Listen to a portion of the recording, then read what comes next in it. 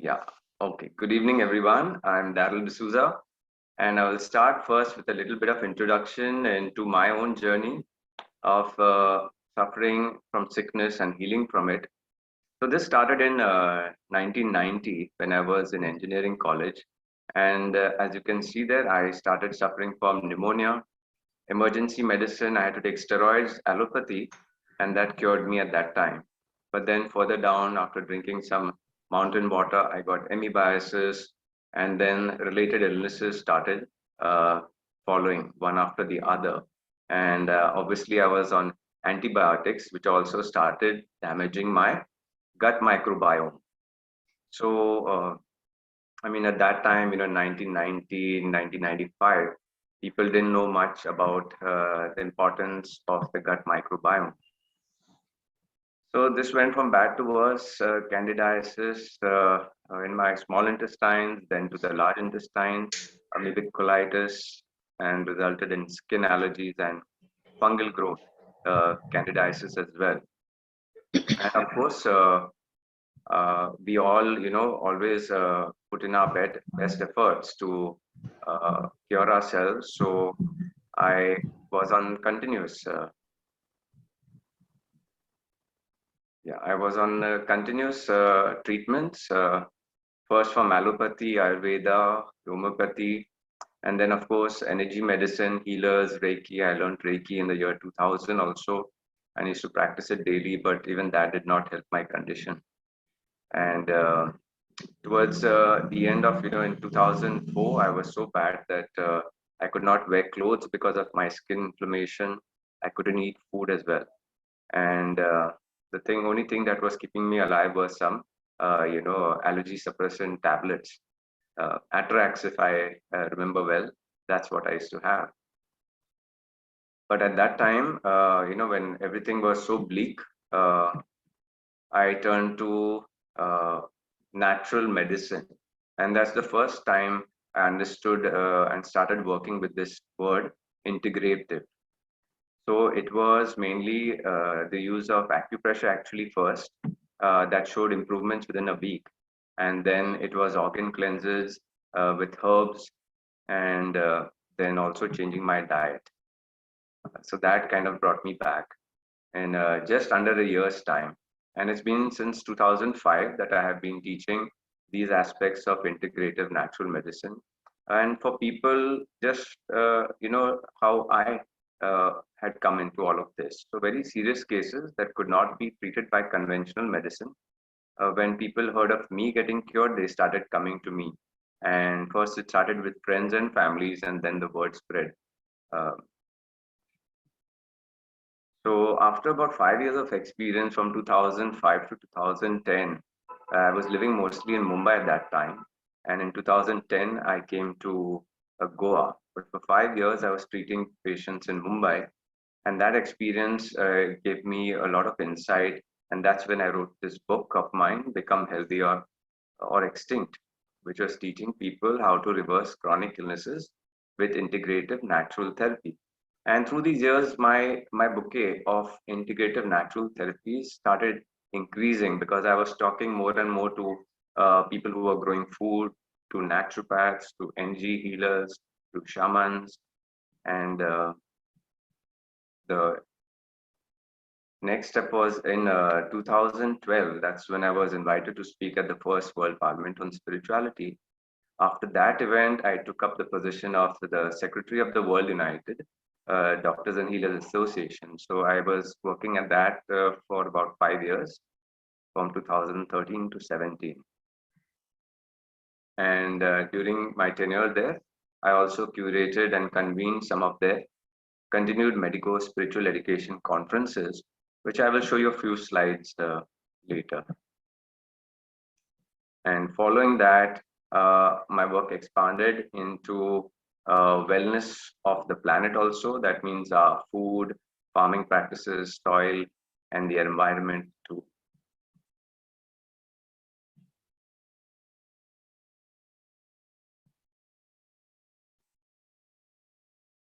And on the way to support this work, this is the platform that I'm working through now, Keep Us Connect. And I'll talk a little bit about the Integrative Natural Medicine Committee as well. That's my website. For any more of my work that you are interested in, darryldesouza.com. So by 2011, this is what I was practicing and teaching some aspects of these to my own patients. And as you can see, these are all natural therapies. Essential oils mainly coming from flowers. And many of these chapters are there in my book as well.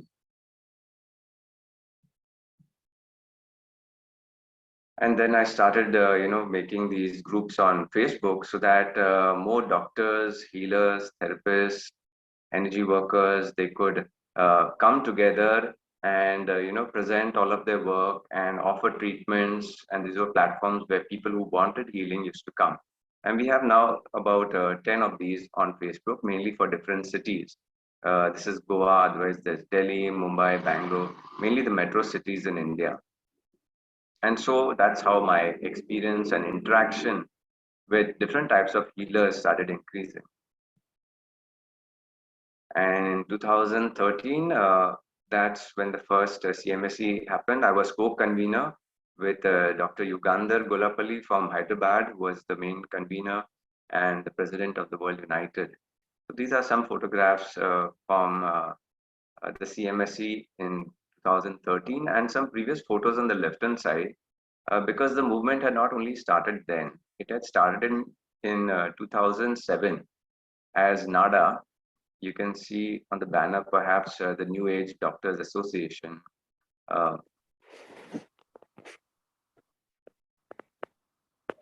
And at that time, these were this was the mission and vision. The integration of modern medicine with complementary medicine, alternative, and the ancient healing sciences to heal mind, body, and spirit in a minimally invasive way that is safe and at lesser cost as well. And we were talking of all the chronic illnesses, that is the long-term illnesses where people are taking, the allopathic pills every day for, and they do not get cured. So we were working on reversing all of these illnesses with integrative medicine. And some of these therapies and systems you can see below. Ayush also comes within it, and beyond the scope of Ayush, there are many other therapies also, which I've listed on another page too.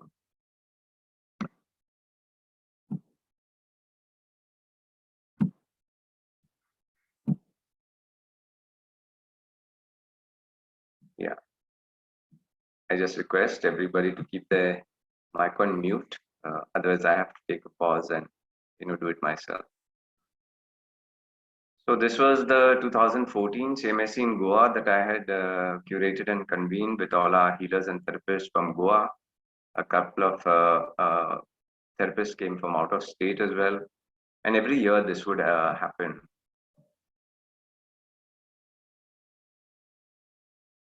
So it's been quite a journey taking this forward.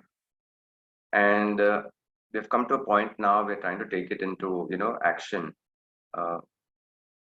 Because obviously, people have been doing such movements, not only in India, across the world. And in 2017 was a landmark, event for us because that's the first time Indian Medical Association actually came on board. What happened was one of the board members of IMA Pune, their daughter in the USA, she came across my book and she was so impressed with it that she called her father and told him that, there's this amazing person in India in Mumbai who is doing all of this work, and you must get in touch with him to understand, the future of medicine. So that's how they got in touch with me and found me. And at that time itself, I was planning for the CMS in Pune, and we went and met them. So very genuine people who really wanted to understand, what are the innovations in medicine and innovations in healthcare. And obviously, they had already heard before and had some experience as well, because that is common. Doctors, they also prescribe yoga, diet, and nutrition. But we were talking of much more detailed and varied mind, body, spirit medicine techniques. So this was really good, in the right direction. But after that period of time, I left the World United and I started Earth Keepers Connect, because I wanted to do something further. And that is represented by this opening talk that I gave as the convener of the New Earth Summit, which I started in 2019. And what I said there was, as you can see on the screen,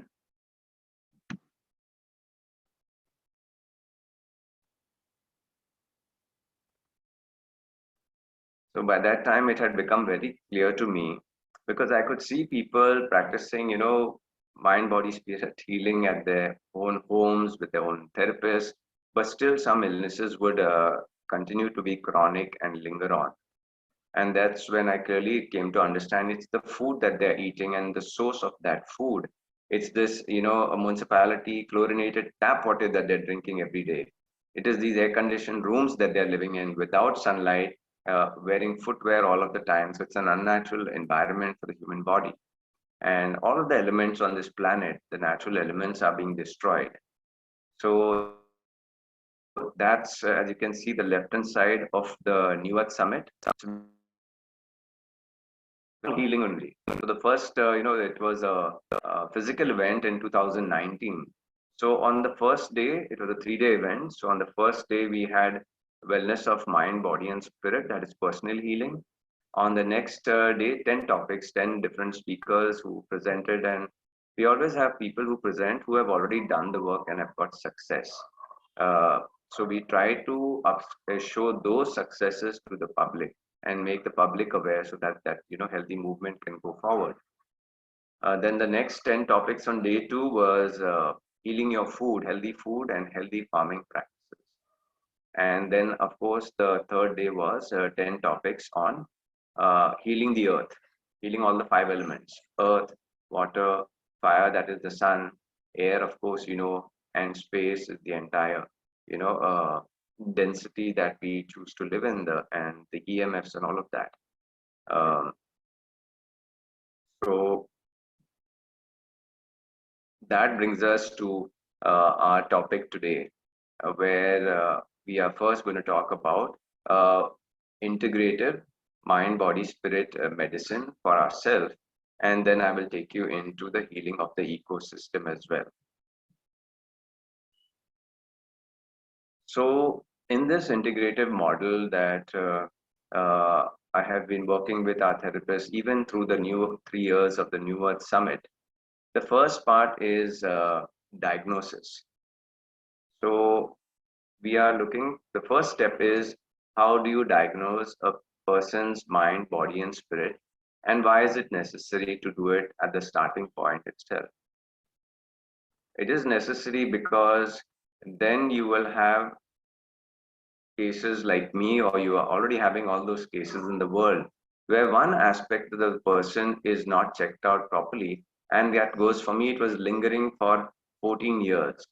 That means at the time that I had pneumonia, all that I needed was actually certain pranayam practices to strengthen my lungs once again. And when I had the amoebiasis and the amoebic colitis, at that time, all that I needed was probiotics and some herbs to heal my gut. But for 14 years, I could not find that missing part of the modality. And that led me to suffering for 14 years and all the associated trauma, my work opportunities, the money that was spent. Uh, so if so when somebody is sick now, the first step is to see all the dimensions of their sickness. When a person is physically sick, of course they're going to have some mental trauma also from that sickness, and besides that they could have some relationship problems or certain disempowering beliefs. um, so the first step is diagnosis of their mind, body, spirit, and then the next step is the healing protocol for mind, body, and spirit. So when we bring these systems together, that is modern medicine, for example, allopathy, we've seen that diagnostics serves us very well in the diagnosis part. So in diagnosis of modern medicines, you have so many machines that diagnose well, whether it's an ultrasound or an X-ray, or even psychological evaluation. Similarly, from the natural medicine part of it also, there is mind, body, and spirit. So acupressure, for example, or acupuncture, or marma, or some other kind of body touch therapy, with actually just taking a person's body and pressing certain muscles of theirs will tell you the kind of stress that they're holding within their body or within the gut. If there are any lumps or hardness, that tells you another story. So it's a very important when you do diagnosis that a person is or the people who are diagnosing uh, are willing to, or they should actually be working with the physical body. So one aspect. Second is so you could have different therapists for this. The second aspect is maybe a counselor for psychological evaluation, or a person who's a psychiatrist. And the third is for spirit or energy. You have people who have mastered the art of energy healing, like pranic healing or Reiki or clairvoyance. That is, with their own energy bodies and their senses, their clairvoyant senses, they can sense the sickness in which part of the body and how bad it is. I've worked with some amazing healers and psychic people who are able to, say something in the matter of seconds. They can exactly tell you what's wrong in the body and in which part, because they can see the energy in colors. Now, if you don't have such a psychic person, there are amazing machines that are called quantum machines. For example, the Kirlian photography is one kind of energy profile machine. And then you have many other scanning machines in which you put your hand on a certain device, it reads all the energy from all your meridians, and then it makes an energetic profile of you. And those machines also, they are wonderful that they also prepare the remedy in the form of certain light and certain energy that is sent back into a medium, like how homeopathy is done. So into a glass of water, certain energy is put back and that person drinks that water and the remedy is in the water. So this is so far we are talking about diagnosis from both systems because we are merging this. So it's very easy to see that you would need an allopathic doctor, for example, an MBBS doctor.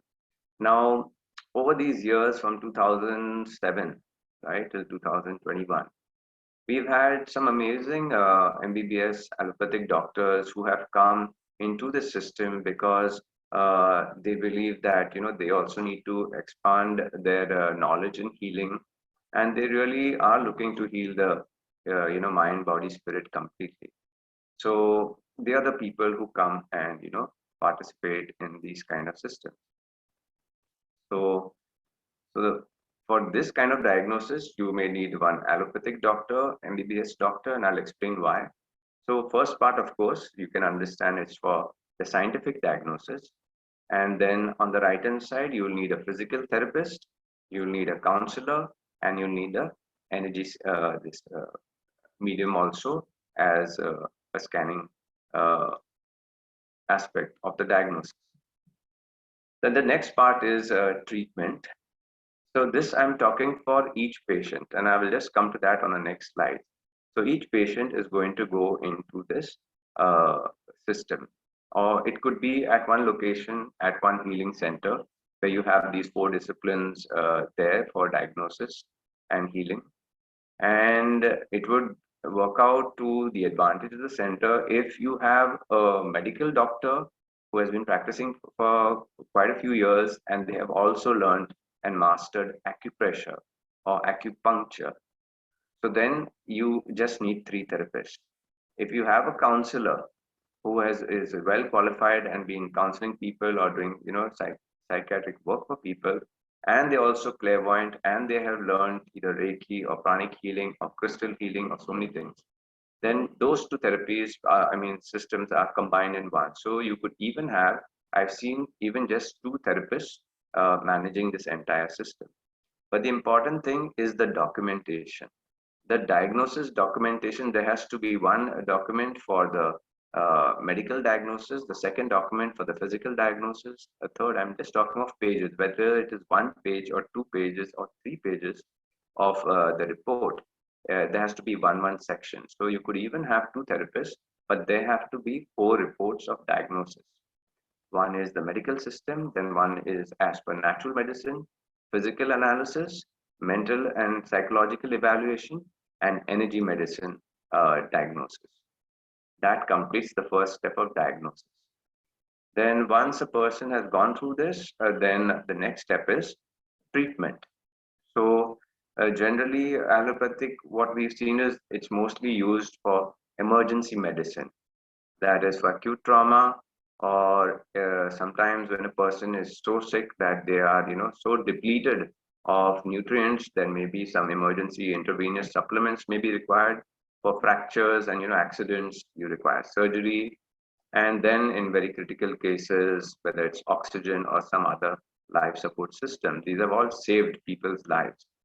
So from the allopathic system, this is the kind of treatment that can happen, but not the allopathic pills for diabetes and high BP and cholesterol and hormonal imbalance, because they have never exhibited over the last 100 years to cure any of these illnesses, to reverse them. But in natural medicine, all of this is happening. So we will just look at a few names of natural medicines, even down on some further slides. But in natural medicine, you can understand there is exercise, there is diet and nutrition, there is herbs, there's meditation. We'll go into that later. But now for that one patient, if there is any aspect of emergency medicine that needs to be applied, that. And then on the treatment side from natural medicine, you have to get a recommendation from the physical therapist, from the mental therapist, and from the energy medicine expert. So that completes the diagnosis part of it. So what are the advantages of bringing both of these things together? One is you get the advantage of evidence-based diagnosis from the allopathic doctor with a lot of scientific documentation. Now, this is something that has always been the weak point of natural healers and energy healers, because so many years that I've been working with them, it's a person who has cancer also. And, then they go to a healer, and if that cancer is healed by the healer within a period of 2-3 months, and even if the patient and the healer, even if they make sworn affidavits that this has happened, you see, the medical community still does not, it does not meet their validation, because their validation are scientific evidence. So there should have been proper diagnosis, and as per the prevailing medical system in the world, there should have been evidence that shown that the cancer was there at this stage, and these were all the markers. And then as the progress happened, then the progress report should also have shown. And then when it healed completely, then also it should show. And then as you know, with cancer, the monitoring will go on for 1, 2, 3, 4, 8 years, 10 years, the markers will be checked. So this is the advantage that doctors in the modern medicine system, they are very experts at this. And even when you do this integrative healing, right, with each patient that we heal, because this is something very beautiful if a person is going to get healed in a short time, because from my experience, I've seen that when we apply it this way, complete healing happens within 3 to 6 months of very, very severe condition. I can just tell you at this one point of time something remarkable, and it's been happening with me since 2010 till now. And with just, okay, I'll give you the condition. A couple not able to conceive for 6 to 8 years with one IVF, 2 IVF treatments in the middle, and having lost all hope.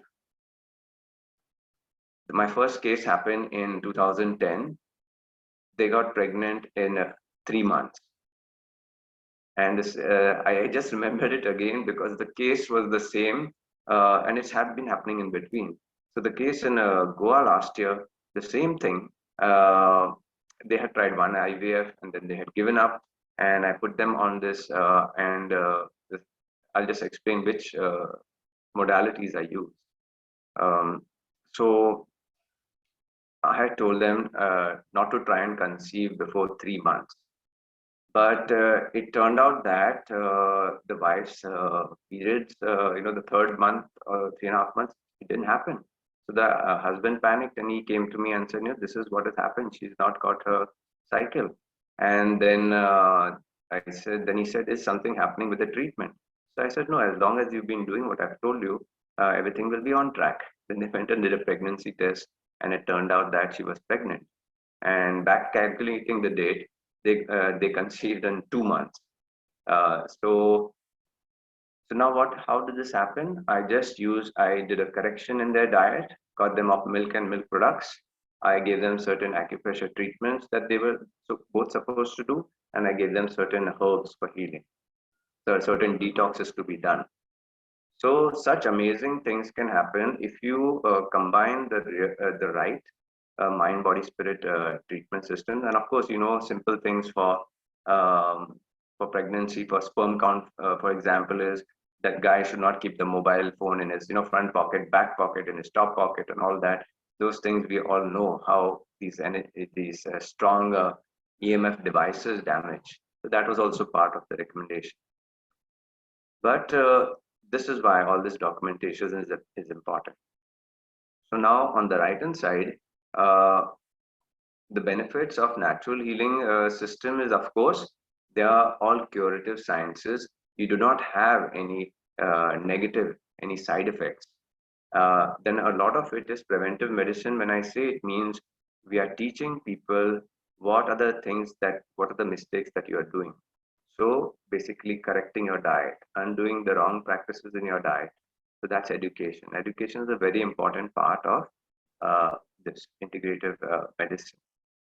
And the third advantage, of course, natural medicine most of the time is non-invasive. So the scenario could be this, that you have a wellness center or even a doctor's clinic. This is what some people have done across the country. When an MBBS doctor understood that this is the way to go, they opened up their clinic and got other therapists inside. So the physical therapist came in, the counselor came in, and the energy medicine person came in. So all that is required is the patient comes and sits down and just tells their story normally, how they would. And perhaps it takes them about 15-20 minutes to do that. Then so all of these therapists, they get an idea. Then after that, maybe the energy medicine person wants a private session with the client for about 15 minutes. They take them into a consulting room. They check the energy profile, or the psychologist may want to ask some, personal questions. That can also happen. Then the acupressure therapist, like me, I take about 15 minutes to half an hour to diagnose a person, the entire body on the hands, left kidney, right kidney. It's a very detailed diagnosis. I've got my own diagnostic chart that takes half an hour to fill. So all of this can happen in the first session. And then after that, the patient, it depends. If therapists think that the patient can wait for another 15 minutes and then they can, have their own private consultation and make the treatment protocol, then they can ask the patient to wait. Otherwise, they can ask the patient to go if they need more time. And perhaps the patient can come another day to get the diagnostic, the treatment protocol. So mind, body, spirit treatment protocol. And it's all then the documentation. Sometimes the patient has to be demonstrated certain things or needs to be taught a meditation. So yes, you're getting an idea right now that this system in the first visit, it's going to take a lot of time. Now, I will share that even in my own personal treatments with patients, when I do a very deep and I get a very complicated patient with complicated illnesses, it takes me 3 hours, because in that I've taken their entire history right from the time of their birth. Then I'm taking all the medications they ever had in their life, any kind of medical intervention, surgeries that they got. Then we get very deep into diet. Then I have to recommend the diet. I do the acupressure diagnosis on their hands. Then I have to teach them acupressure. I have to explain to them about how herbal cleanses work, recommend the right herbal cleanses to them. And the last 10 years, my fees have been the same. It is based on time. So I just charge 1,000 rupees per hour. So now, when a person comes like this, and personally with me, I'll just share. Uh,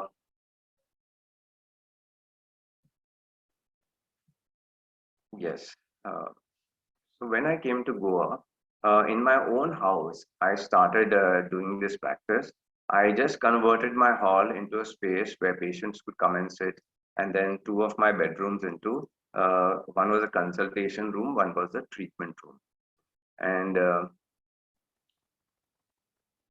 yes, so slowly, I started inviting my fellow therapists when I saw that any one of my patients, besides the physical aspect of diagnosis and treatment, of course, the patient would already come with all their medical reports.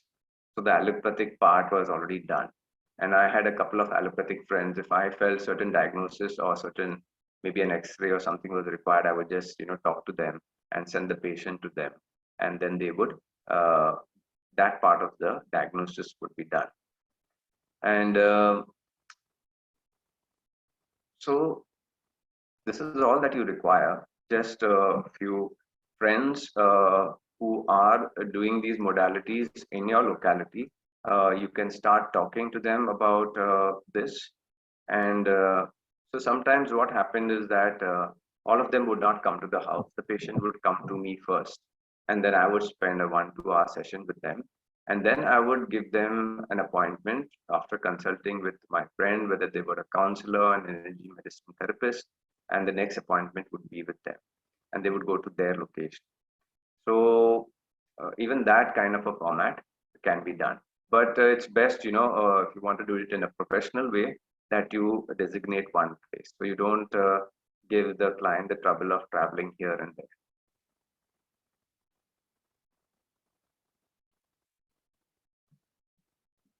So from 2015 to 2020, I was just doing it my residence.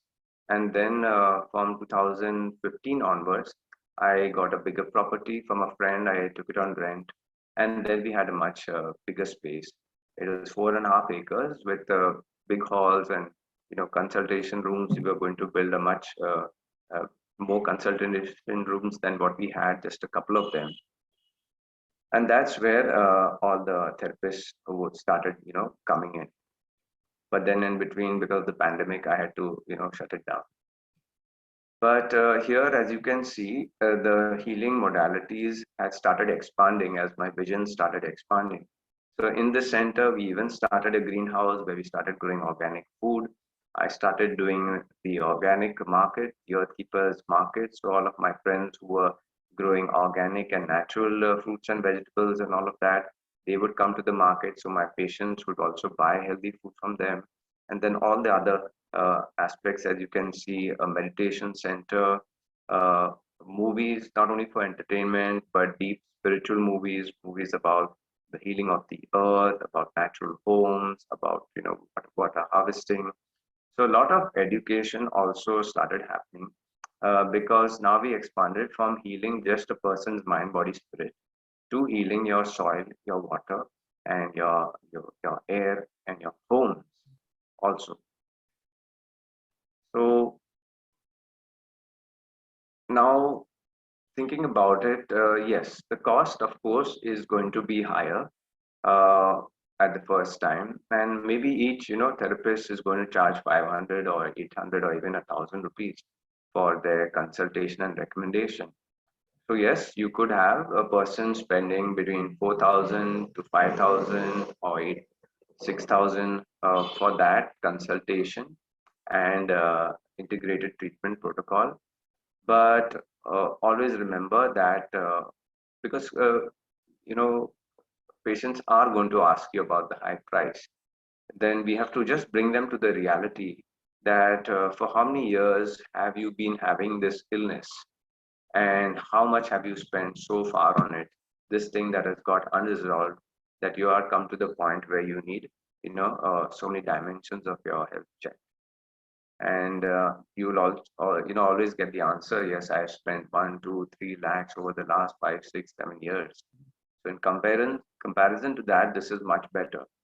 In fact, in centers like this, instead of having fancy medical quotes, you should have testimonies of patients who have gone through this and for how many years they suffered and their condition. That is what we need to, help people understand, that they're going to have a faster healing journey, and they do not have to go through a longer period of trauma.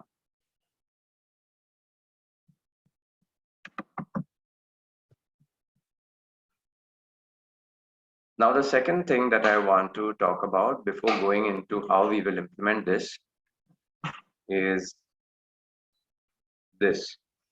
The meaning of decentralized, because I did a presentation at the New Earth Summit calling the future of medicine has to be a decentralized system of medicine. Now, what does that mean? Okay, because this I went through some years back, 7 8 years back, where I realized that when I was roaming the villages in India, I could see villagers, some of them being more sick than the average city person. And it just turned out that even there, all of these FMCG products, packaged food products and all started. Then even the villagers were having certain, chemicals in their soils and eating other unhealthy foods. So they started getting sick. And then those villagers, maybe because of marketing and all of that, of so much of, these allopathic drugs, they thought that pills would cure them. And they were on pills for some years. And when they don't get cured, then they were having to leave their city, I mean, their village, and come to the city for treatment. So travel expenses, you are not no longer working in your farm or doing whatever you were doing. So the family is going to have some financial loss. Then you are going to pay rent to stay in the city. Then there's always some big surgery or some kind of diagnostic, that is going to cost them 10, 15, 20,000. And then of course they get some recommendation, but you always know after 4 5 years they're going to come back to some city for a surgery. So now this city, if you look at, this is a place where people are really getting sick because of all the congestion, the traffic, the pollution in the air, the stressful life. And in the New Earth Summit, as I explained, uh, the natural 5 elements that people get in the countryside is all reduced in this kind of city, because you don't get enough of sun element, you don't get actual proper healthy water in your tap systems. You're wearing footwear all of the time. You are in air conditioning environments that are dehydrating the human body. So there's a lot more sickness in these areas. And as they come here, well, it turns out to be, it's not a curing, it gets into surgery and then organ amputation. And when, that is not enough, then of course you're on intravenous things, and then one day you die in an ICU. So that really shocked me that people who should have been healthy in the village, what is this reverse migration for health? They're coming to the city and dying over here. And obviously, this is a place where sickness is the most because of the sick environment.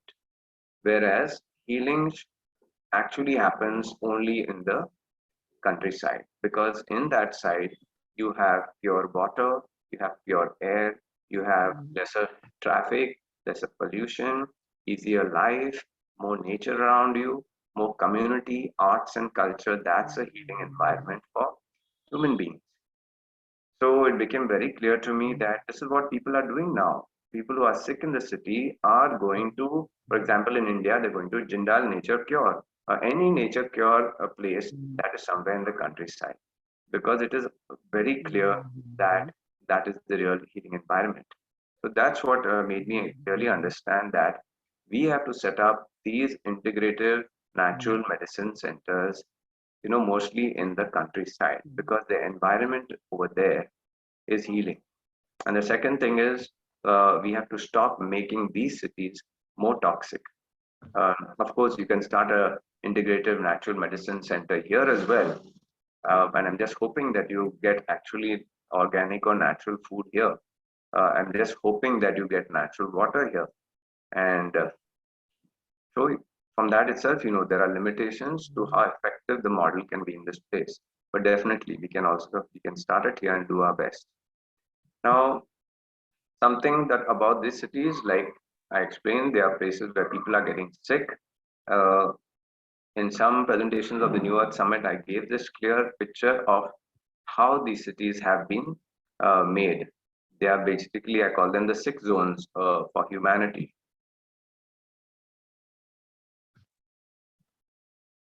These have primarily been made by damming rivers, because for such a high population city, water is something that you need on a daily basis. So you have to create a dam, you have to make a reservoir, pipe all that water and give it to these city people. And that's how you create this congested, overpopulated, sick environment. And when you dam rivers, that means you do not allow the water to flow downstream. And the villages and organic soil. Watch the all of our videos of the New Earth Summit to get the step-by-step details of how this was done over the last 200 years and why these 6 zones exist on the planet. But at least I will share fast forward to one slide in one of my presentations where I'm saying the first thing we need to do is release those dam waters, maybe 5% in 1 year or different dams at a different rate. We have to allow the water to flow down to the river again. We have to allow life to come into the plains, because those are the spaces we have to open our natural medicine centers. So it's only when you will see the low plains, getting water back, then you can start doing a lot of the eco-friendly, green, self-sustaining, economies that we spoke of at the New Earth Summit. So just one picture, nothing in particular, but I'm saying this is the healing environment where you have nature, where you have the 5 elements in their purity. And that was the starting point of the New Earth Summit, where I made that statement that we can never be healed unless we heal our air, our water, our soil. Our trees need to give us that much oxygen, and we need to live in natural homes without plastics, without all these the paints that give off fumes, without the smell of petrol in the air. And in one of the presentations, I presented that eco-friendly, 100% natural village model. It's actually over 6,000 acres. But over there in that, you don't need vehicles at all, because in 15 minutes, you're able to go to your workplace, to your arts and culture place, to your organic market, and for everything that you need in life, it's a 15 minutes walk in this or that direction. So that is what Earth Keepers have, designed and talk of as a natural, healthy environment. And you know that half your healing is going to happen when you come in a place like this itself. So it's only when you are going back to nature and you have your food control, your natural food control back in your hands, like let food be thy medicine and medicine be thy food. If you follow that, I mean, half of your job of healing the human body is done.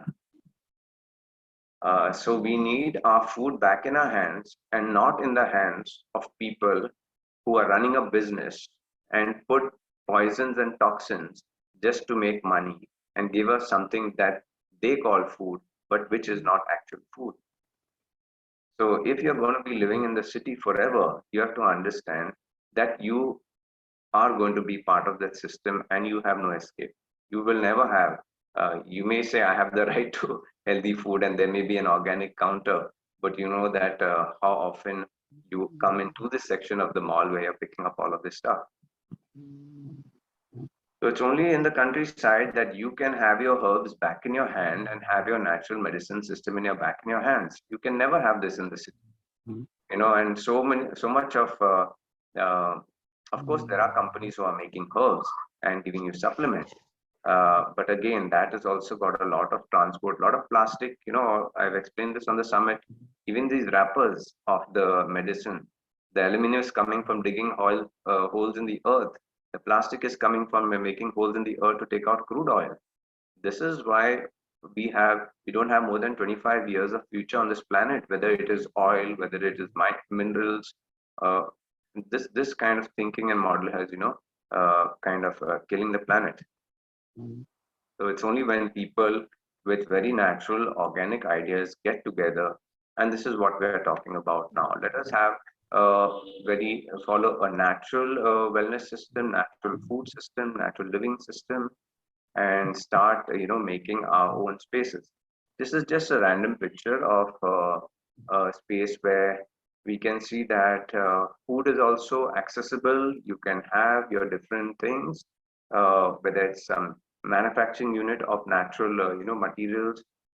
In one webinar of the summit, we showed that most of the products that people need can all come from plants, even your phones, even your chairs, tables, everything.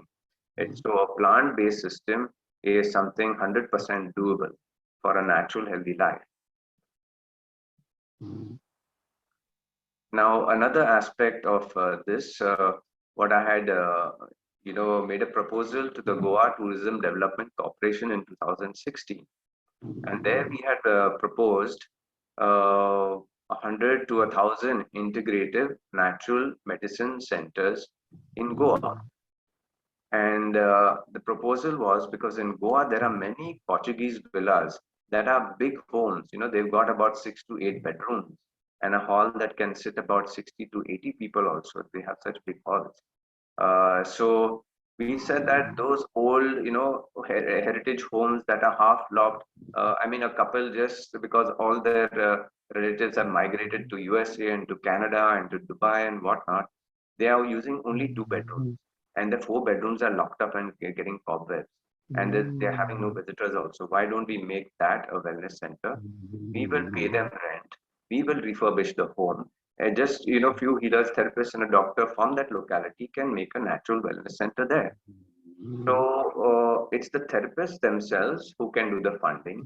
And I'm just trying to tell you the multiple things that can happen, not only for that home, for that entire village. And so what I'm saying here is these are things doable in the next week, 15 days. Just 4 or 5 people getting together and saying, this is a good idea. Let us find a place. Oh, I already know a home. Or, I have my village home that's not being used. Uh, so the first part was that we can just, if we don't have a place of our own. Luckily, I had my ancestral place. It was falling down and I put in 2 lakhs and, refurbished it. And that was in 2011, I sat in this house and wrote my book. And so of my own ancestral place, I made a healing center. So for these kind of big homes, we had proposed that, yes, just few people need to get together, skilled people who can do this mind, body, spirit medicine system.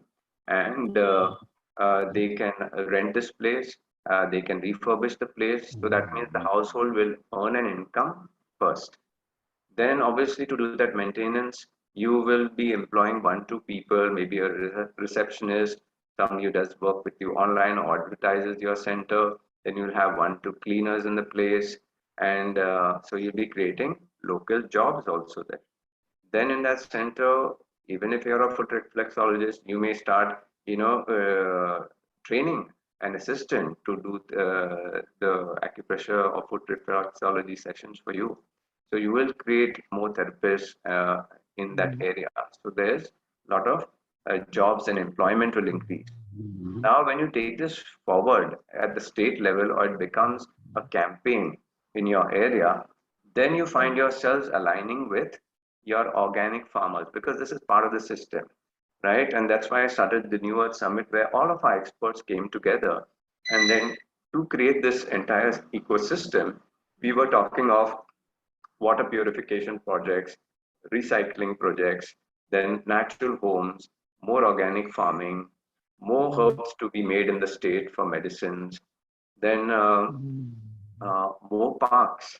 He wanted also more recreation parks for more yoga, more walking, and all of that. So now this is compared to Goa as a coastal place where it is tourism economy, where people come in, but they create a lot of trash. They make a lot of this traffic pollution, and that's what the state wants to earn from. So we give them this as the alternative because this first model is creating so much of destruction in the state. Why don't we create a model that brings greenery and rejuvenates the land? So this will happen if you make integrative natural wellness centers in any place. You will start aligning with all of these other disciplines also to actually rejuvenate the place and make it healthier to live in. So these are all the benefits of that. And like I said, if you can't find a Portuguese villa, then okay, you rent another place, or you can start making a place like that as per your own design. These are some snaps of mine around my house itself. I started growing about 25 fruits and vegetables, and whatever excess was there, I would, kind of sell it to my patients. So just promoting the idea of food as medicine and to eat organic food. And here is another aspect of these centers where I mentioned in the invite, the word was integrative natural wellness and education centers. So what in the center, what does that hall do? That capacity of 50, 60, or 80 people. You teach aspects of preventive medicine. That is, you are doing. So in my own home, I mean, the hall is small. It could take up about 25 people. So I started first with projector and screen and all of that, doing workshops on detox, on healthy diet and nutrition. Then my friends came in, organic farmers. They started doing workshops on healthy food preparation styles. Then microgreens. Then how to grow your own organic food, how to purify your water, then how to make natural products choices, and that is what we promoted in the Earth Keepers Market. Natural body products, natural home cleaning agents. There were workshops done on these things: how to make your own soap, how to make your shampoo, how to make your detergents. You see, and then the further aspect is teaching people more about natural home building and rainwater harvesting and all of that. So these, I call these education centers also because they start the teaching that should happen here is how to make a complete self-sufficient, eco-friendly, self-sustaining village or economy, local economy. And because of these talks and presentations that I was doing, last year, even a group of Gandhians came and approached me and they said, "Oh my goodness, what you're proposing is, what you're teaching is Swadeshi. You're teaching people how to make local goods and products. You're trying to put up a, cottage industry and all those things you're talking of, which make life complete. That means you're making a local self-sustaining ecosystem. So in a self-sustaining ecosystem, everything is by the people, for the people, and in your control. Then you have water security, food security, health security, your home security, and so many everything is run by people and not by corporates and multinationals who have other principles to make profit, and they really don't care about your health or your food or what is happening to your life. So another aspect of this is these education centers are places where children will learn more. Children learn more through mimicking and through being with nature. It's something, it's another level of education when you're showing a leaf or a plant in a textbook to a child and trying to tell them, this is a banyan tree and this is a, jackfruit tree. But it's an altogether different experience when they go and they walk up to those trees themselves. So the best education environment is in nature. And I shared this earlier on the New Earth Summit that this entire world, most of our education is artificial, that is coming out of universities and colleges, giving us pictures of a reality. And this is the education you're going to get if you live in that metro city. Okay, you are going to get an artificial education.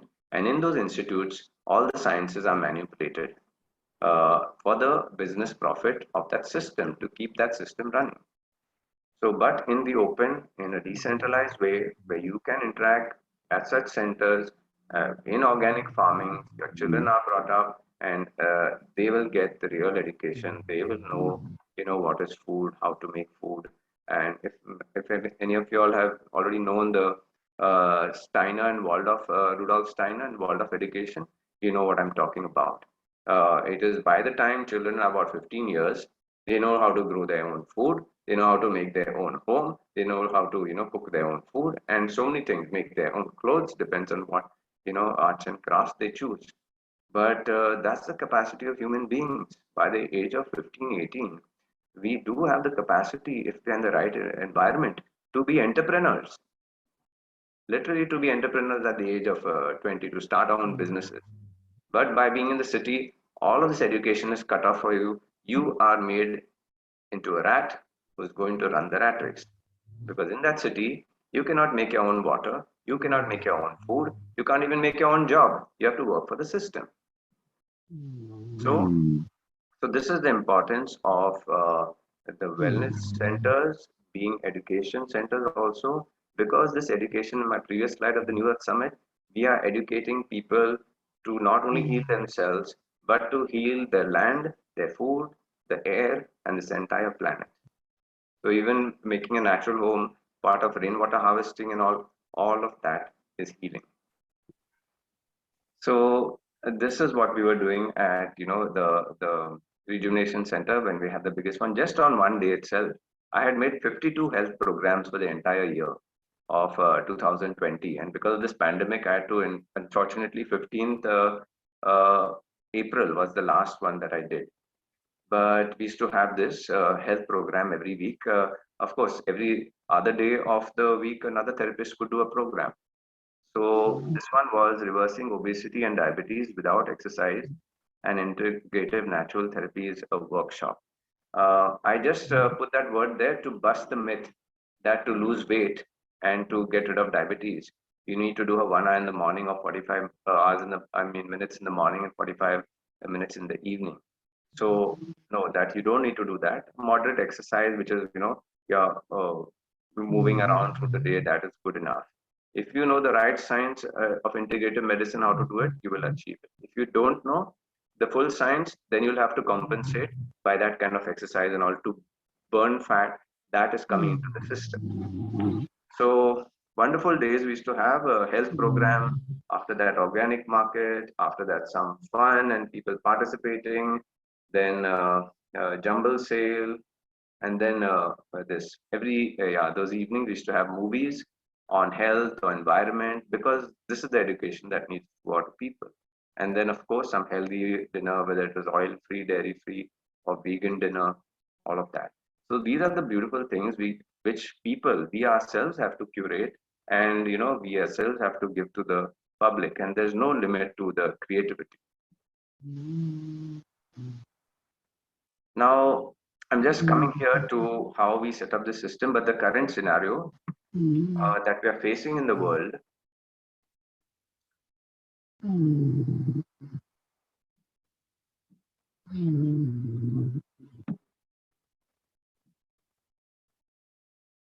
Okay, some of you may know that I'm working with also work with the Awaken India movement. So we are very updated and well researched on whatever is going on in the world now. And we are fighting against the fraudulent aspects of the pandemic. So what you can see from the system. So now I'm talking about two things. I'm talking of a control system that has so far dominated the planet for the last 200 years and brought us to such a destructive stage of not only our health, but the entire planet is, been so badly destroyed. And so that is one control system. And what I'm talking about is people having their own decentralized system and their own securities. So in the control system, you get one talking head only that is hijacked, the wellness, all the wellness centers across the globe, and they have only one this remedy which is just suiting their business systems. They may have 10, 12, 15, 20 manufacturers, but it's always the same thing. And we are seeing evidently with a lot of evidence nowadays that the vaccines are causing a lot of injuries and deaths. And deaths happening from other causes are being attributed to, COVID natural deaths, which is not actually the case when you go into the diagnosis of each case. But on the other hand, you will see that in open free systems, whether it's in India or in Africa, at least in India, we can talk of these. We have for those people who are getting the COVID symptoms, there's Dr. Bisu Roy Chaudhary's NICE system, where sometime back it was 60,000, but now it's crossed 1 lakh patients treated without a single death.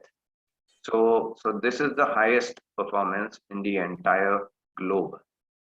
And emergency use of vaccine can only happen if you do not have an equal to or better alternative. But this has been, suppressed. The audit happened with NIN, that is the National Institute of Naturopathy, which is based in Pune under Ayush. They audited the results of the NICE system and gave the report to Ayush. But Ayush is just sitting with that report and not doing anything on it. And it's public knowledge now is that the pharma mafia and the medical system is suppressing the release of that report. So, but I'm saying on the right hand side, when you have independent people working, there is a homeopathy protocol for COVID, there's a nature cure protocol for COVID, there's Anandaya also in south of India, which is an approved protocol because it's proved so good. And in this system, natural integrative systems, you're having recovery and higher immunity with every passing day by using these treatments. So my final word on this is, in a control system, everything is going to be controlled, not in your favor, but in favor of the globalists or the big money people. It's only when you decide, we have to decide ourselves. Today is the day, tomorrow is the day that I will sit down with like-minded people. Let us look at a place, let us go to some place and do our own thing. If you're doing something good that is for your benefit and for the patients and for society and for nature, there is no law on this planet in any country that can stop you. It is not in the constitution of any country. So we have to start doing it right now. As long as you're doing something good, nobody can stop you. So with regards to COVID, I just want to mention there are other toxicities also that are giving people all of these COVID, what is called symptoms. I spoke very clearly on the last one also on this list, how EMFs, how the rollout of 5G is causing inflammation within the cells of the human body, within the lungs, intestinal tract, and also on the heart machines, how their energies also are overlapping the human body frequencies. And there's probably interference coming from that. And the Indian government should put up a scientific research committee on how that may be connected to COVID symptoms. So all of these details, whoever's interested, please go to the Awaken India Movement website and you will get these two documents. The truth of the scamdemic is the science part of it for the common man to understand. And the scientific evidence of the pandemic is where all the RTIs and all the scientific research is put on that document. So now I'll just come to this part of the committees. Sure. Just mute. I think some people have unmuted their mic. Actually, that is also there. Yes, I just muted everyone. So now these, I'll talk about the committees. So what I had proposed in the previous presentation that I did some days back was that each area of work needs to have a people's committee. Because yeah, the government committees are there, but even after them being there, still they are not able to manage the problem in each one of these areas. So people have to start doing and helping each other and the state also to improve in these areas. So I will come to the composition of the Integrative Natural Medicine Committee. But these committees have to happen in every domain of our endeavor.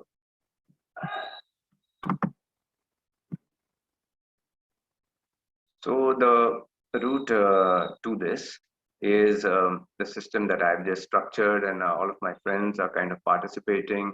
Summit speakers also. I've created this group in Telegram. If you just search, it's the public group. It's called Earth Keepers Connect.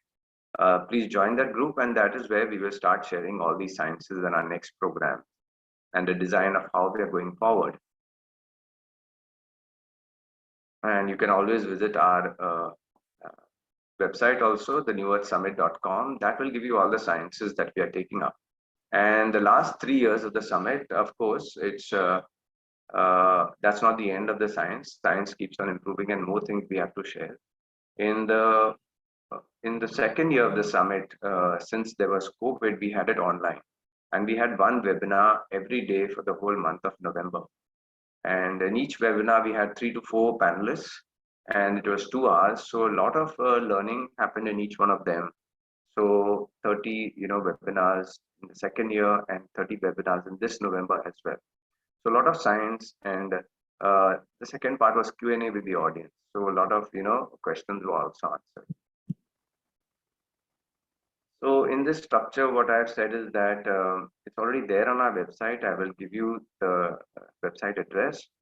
Simple thing is that people just need to make a city or a village group, start with minimum 8 people that you can, somebody called me and asked me, I'm alone in this place. Can I start a group? I said, you can start a group, but if you do not get like-minded people, how are you going to do any of this work? So then after some discussion, he understood, okay, yes, I just need about 5, 6 people at least to call, discuss, finance and all of that. And then, we can make a group. So I said, yes. So just go to the New Earth Summit website, take all this knowledge, share it with people, all of these videos that we're doing. And when people agree that, yes, this is a good idea and we can start working on it, that's when you start working on it. Because I've seen that so many people make a group and it's an intentional group. People are having intentions for like 6 months, 1 year, 2 years, 3 years, and no work is happening. They're just dreams. Okay, so please share these videos with people where we are sharing the designs of the system, and those who agree can start participating. Then state groups, because each of these committees have to work at the state level and not at the village level, because policy happens at the state. And you see, within a state, you may have a zone where it's a complete greenfield zone. You may have a village where it's half concrete, half natural structures. And then you may have a section of that state that has got concrete jungles. So the Natural Homes and Architecture Committee has to preside over all of these at the same time, because their work is that how do we, over the years, whether it's 5, 10, 15, 20 years, how do we transition people from unhealthy living models to healthy living models? Because if you have one committee just for the place that's with the concrete buildings, then they will only think in that direction, and they will want to make more concrete buildings that make holes in the earth. And I mean, what I'm saying is that not for the foundation, but of course, all the building materials that go into making a concrete structure, they all come from mining holes in the earth. So yeah, then you'll have a committee on the green side who's only talking green, principles. So it is advantageous to have the committee at the state level. So you're not making committees at your city level or your village level. From your city or village level, you're not proposing the best candidates in your area to become, and these candidates are people who have already served the state, and they're proven they have served the state and done some good eco-friendly, projects for the state in their area of expertise. So definitely people at the village and city level can propose, and the same people can be part of the state groups as well. And here are some numbers uh, where I had explained in a previous webinar. I just zip through it fast. So yeah, so each of those, I've just taken 10 committees in different areas of work. Maybe there are 20. There may be roads committee, there may be electricity and renewable energy committee. So maybe you'll have 20, but I'm just taking, for example, 10. So we have an average of about 20 people in a committee. There's no limit to that. You could have 25, 30, 35, 40 people in that committee, but they should all be people who are experts, domain experts, uh, and have already done the work for the state. So here it is 20 people in each committee and into, 10 groups or committees, whatever. Yeah. So you have 200 people working at that level at the state. And there is one committee which oversees all those 10 different committees. And you have two people from each of those committees. So at the state level, you have 20 people that are representing all the 10 areas of work. Now, similarly, at the national groups, you have national committee people being selected from the state. So, for example, now we have a group on our website. The link is there. It's in Telegram, EKC India. That's the national level group. And in that, the admin of that group will review, we'll have many admins in each group. They will review the proposals of the people who have been proposed for state level committees. So then again at the national committee level for India, you have 28 states and 8 union territories. So that's why you see over there 36 states into 2 people from each of those 10 committees. So at that level, you have about 720 people operating. And then again, the national committee will be 2 people from each of those committees. And then you have 20 people committee at your state level to represent all those 10 areas of work. Of course, instead of 2 people per committee, you could have 3 or 4. That's all flexible. Then I'm talking about the global community. Now, if we are just talking of the Integrative Natural Medicine Committee, let's focus just on that. So what am I saying is that my village Kandulim may have a group, Panjim may have a group, Mapsa may have a group, but we will have one Integrative Natural Medicine Committee of Goa. And this can happen for every state, in every country, where the best in your state are there, who have been practicing integrative natural medicine and agree to this kind of model. The model can go on innovation. If the model is open, then it will always innovate to the highest level that the model can go to.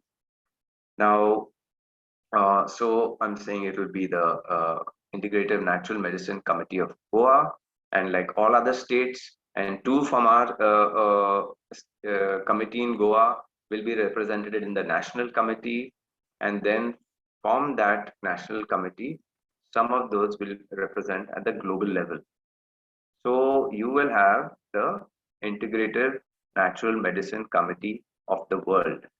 And there you can see the formula. It is on average, if you are taking 200 countries and we are having 2 people from each country in each group, at that level, there's 4,000 people operating, but in each group, it is 200 countries into 2 people. So just 400 people in the Integrative Natural Medicine Committee of the world.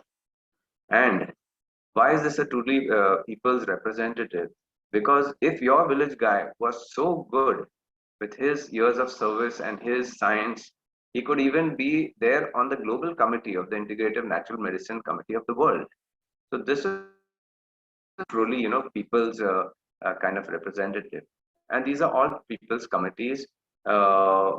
And the committee people can, of course, always help government to do their work and the existing government departments. There is no conflict over there.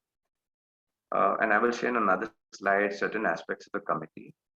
So like this. So what I'm saying is, this is the real representation. Others, who is the World Health Organization? It's just a company by privately appointed people. They do not represent the interests of each and every country, right? So if they are doing that, then what are we just sitting and listening to them for? Don't we know what should be the right thing? So this is the model that is being proposed, and if everybody can understand, agree on it, or innovate something better, then let us go ahead with it, because people have to do this work. So finally, you can see at the global committee over there, there's just 400 people, because it's from each of the, those committees across the world. You can have 4 from each domain. so one is from medicine, one is from homes. So we'll just can have one global committee, but these are all people's committees. So the reason I wanted to just show this slide is because this transformation is needed not only in medicine, it's required in every endeavor and effort space for the future of people on this planet. And lastly, of course, people can be in all of these groups. For example, I may be in my village committee, I'm in my village group, then I'll be in my state group, I'll be in my national group, and I'll be in the global group. So right now we're just starting off with this top level group of Earthkeepers Connect in Telegram. Let us see how it grows. And this has come again just to reiterate that point so that I don't forget it, that this entire structure is for all committees, and committees are not limited to 10. Yes, 11, 12 and all would be the Renewable Energy Committee, for example.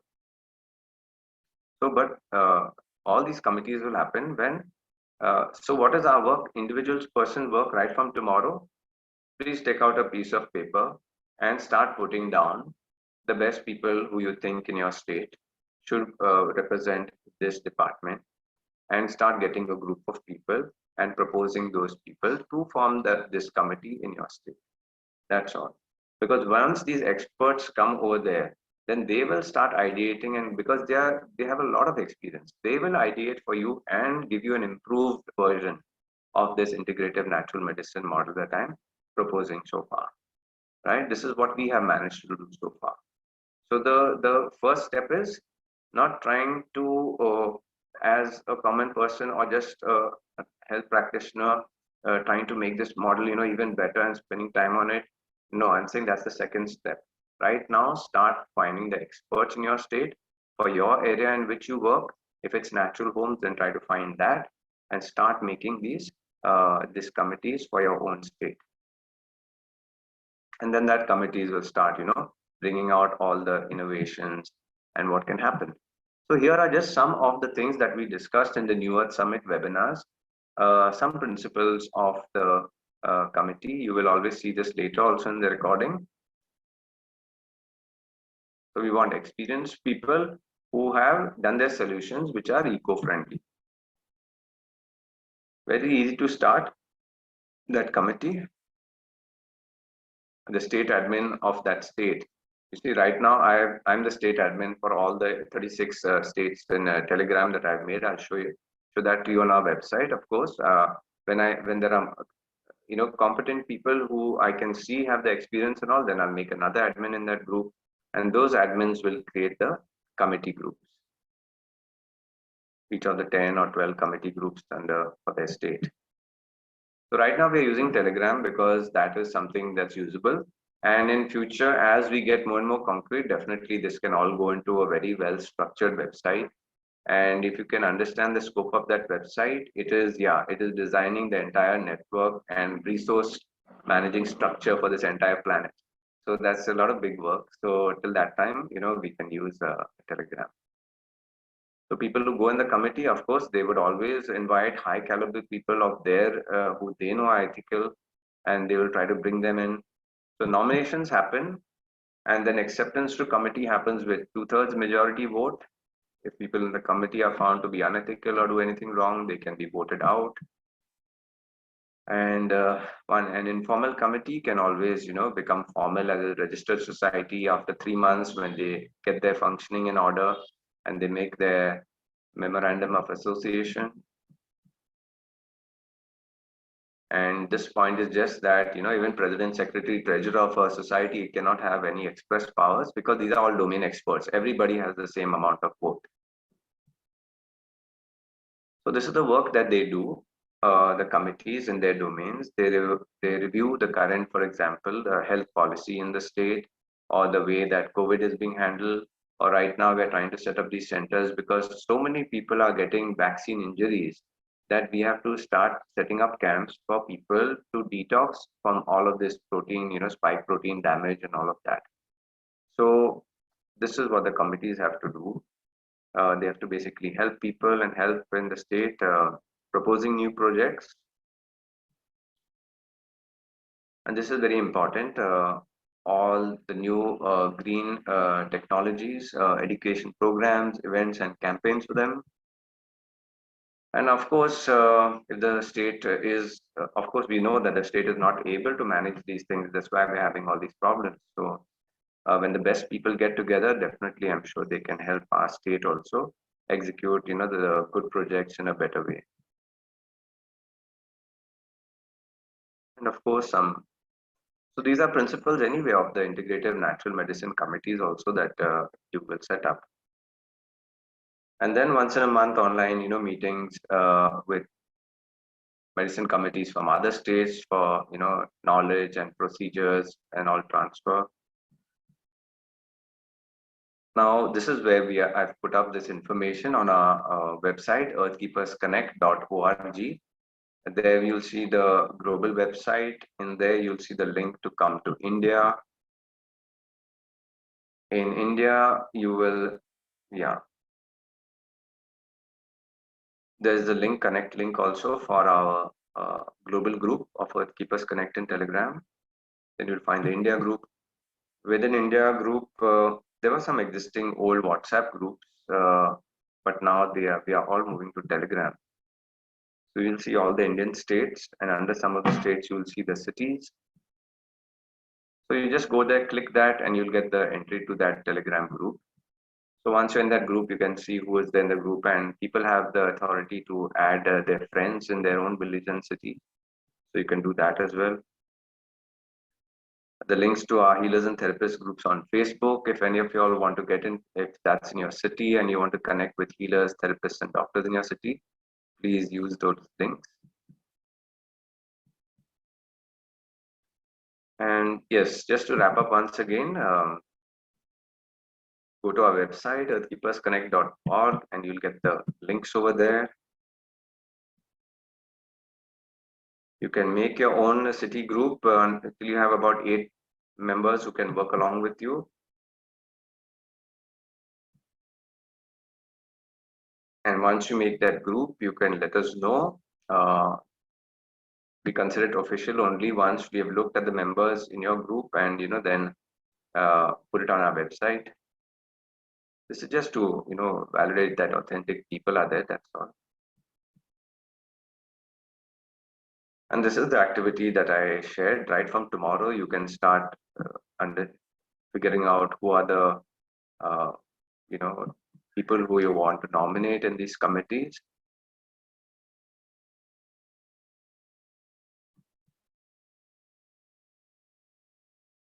So all that you have to do is nominate at the state level. Then at the national level and global level, on merit, selections will already automatically happen.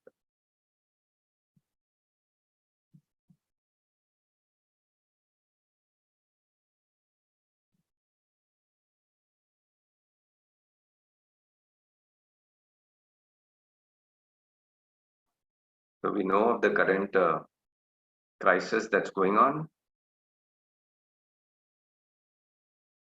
So that's why at this point of time, integrative natural medicine treatments are the only ones that are showing that. I mean, even I had COVID in May this year for 1 week, just with natural therapy at home. I reversed it. Even my mother, who's 82 years old, because we know the right simple practices to do. Fasting was involved, electrolytes, coconut water, simple breathing technique, a little bit of acupressure, and a little bit of supplements. So these are all what we call, improving your terrain.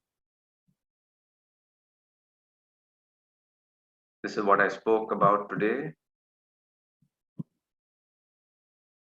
Today's event. Yeah, so even before you, if you have a place and you have a set of people, then you can start talking about setting up this the center. Or if you don't, the first thing is start finding the experts in your state and start sharing this with them, because they will know so many people across the state who are good in that line of work.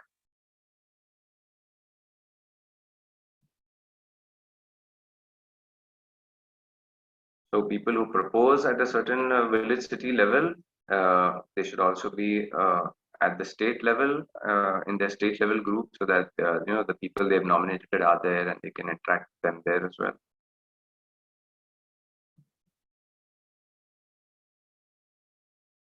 So I'll end with the last two slides. Starting point is go to our website and then join our Telegram group. Find it, Earth Keepers Connect, and there we will share a lot of the next steps and this whole journey and more videos from the New Earth Summit of all of these aspects of what we call making New Earth, a decentralized system by the people for the people, with all of your health, food, housing, water, all of those securities.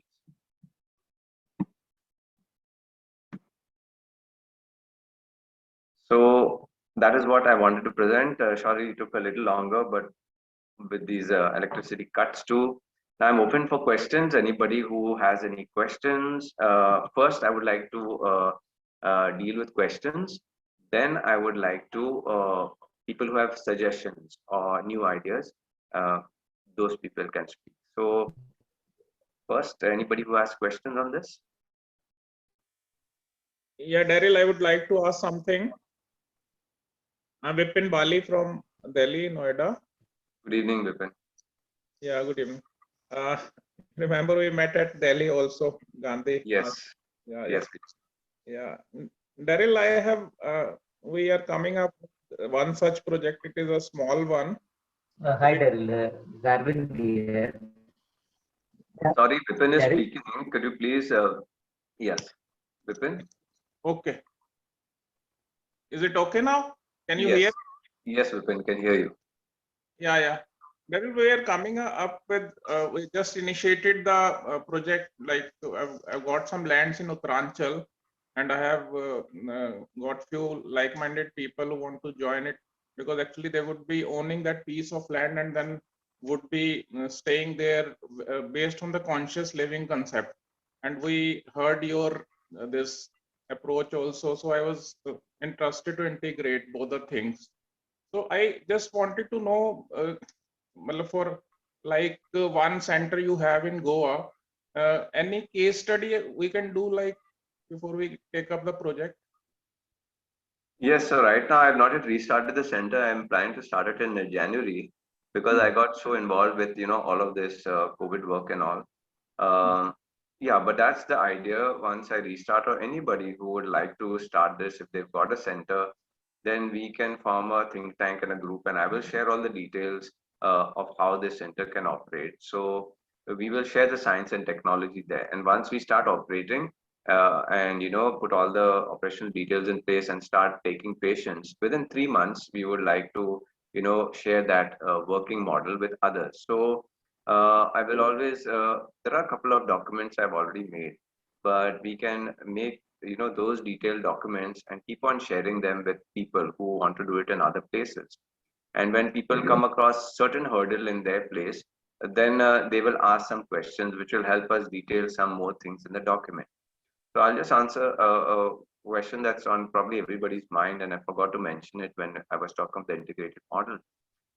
So at the particular center, uh, a group of people, as long as they fulfill that criteria of mind, body, spirit diagnosis, and obviously healing also, that means that some center for the physical therapist, you may use an acupressurist or an acupuncturist or a yoga teacher or somebody who does what's called body work or deep tissue massage. So, it can change at different centers depending on the people available there. So also for the energy healing and for the the psychological evaluation, you can have different disciplines participating in different centers, and you can also have team A and team B, because every time all the therapists may not be available. So you could have, but always remember that once you make a team A, then if a person starts with team A, then they should stick to team A, and till the the entire healing protocol. And with every event, it's like this hospital register that their file keeps on getting updated, so the entire record is kept of the entire patient's journey to the satisfaction of the medical system. because in this we want every case to be documented, every case to be successful, every case to show how well the system works. So yeah, that was one point. Yes, Mr. Vipin, could you ask further? Yeah. I also wanted to do you give me some name of some consultants who you overall one is the guidance you are giving us, and one is the practical side of it where we are making a small project. It's a Right. small project, and going with the nitty-gritties, costing and everything. Yes. We have to make this project in 1.5 year, because what we have communicated to our members. Okay. Yes, so this is what I was thinking sometime back. We've done a basic design of the eco village for Goa also, and we have a team in place. But because of preoccupation with other thing, we did not yet choose a land.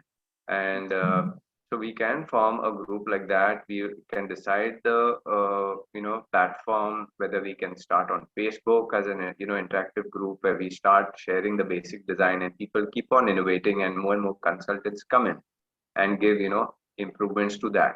So we want to keep it like an open source design. From what I presented at the summit, there were three models that we were trying to work together with. One was the Gaia Earth Sunset model, which was very close to the Indian Vedic. It was talking about the Indian Vedic system, the Vidyagram. Then one was the Earth Keepers model that we had proposed. And the third was a Wise City model, which was proposed by Project Youth Parivartan. So we are trying to see the best, and the fit. It will always depend on your community's commitment. Like for example, the Earth Keepers community in Goa, we are trying to do 100% natural. That means not even no solar panels and no windmills also, because the material for solar panels and windmills come from digging holes in the earth, and then after 25 years it's all scrap, and then you attach to recycle and downcycle.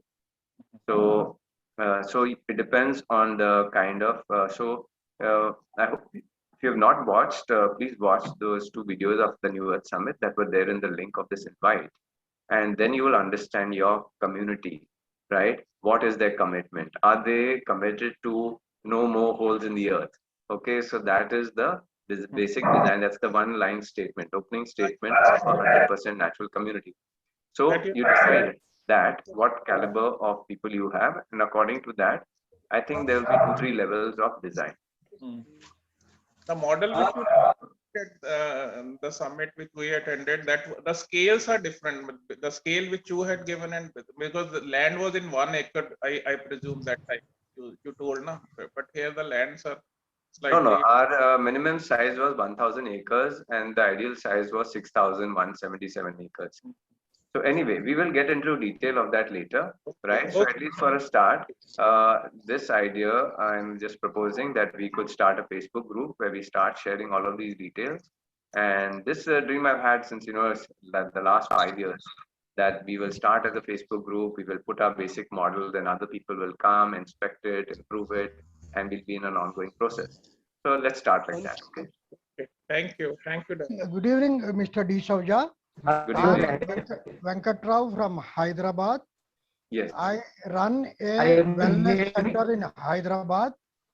I'm a national yoga teacher with a knowledge of diet, that is nutrition, acupressure, and naturopathy.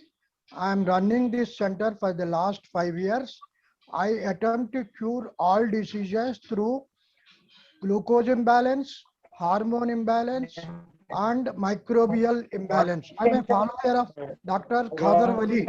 You must have heard about the Millet Man of India. So I very much like your ideas to bring the total global revolution, not only country revolution. Is a great thing, and the way you are attempting to integrate the health. So it's a great scale. I'm on a small scale. I would like to very much associate with you from Hyderabad. In whatever I will be in touch with you. I'm very, very happy the way the initiative we have taken. All the best to you. Yes, thank you, sir. Thank you so much. And as you can see from what I presented, right from 2012, I've been working with all these doctors, healers, therapists on Facebook, and I used to visit every month or second month when I used to travel to these metro cities. I used to have these meetings for integrative medicine meets. Okay, and so for all of this time, people have their tendency that I'm going to make a company, I'm going to take this technology, I'm going to patent it, and and so the movement has never gone forward. So I literally have got fed up from 2012 till this time, and I said it's time to just open source it and give the ideas and throw it out to everybody, and let the best intention people who want to do the work and know how to collaborate with people and talk about ideas and talk that we have the right to do this and we must do it. Let them take it and go. Let everybody take the baton, and whoever wants to run forward, let them run forward. So I said this is the best way. It's an open source collaboration. Let us just put out the model and let the smartest people make the model better and better, and let it be known to everybody. And let this revolution happen in every village, city, state, country at the same time. Thank you, sir. Great, great. Next question, anyone?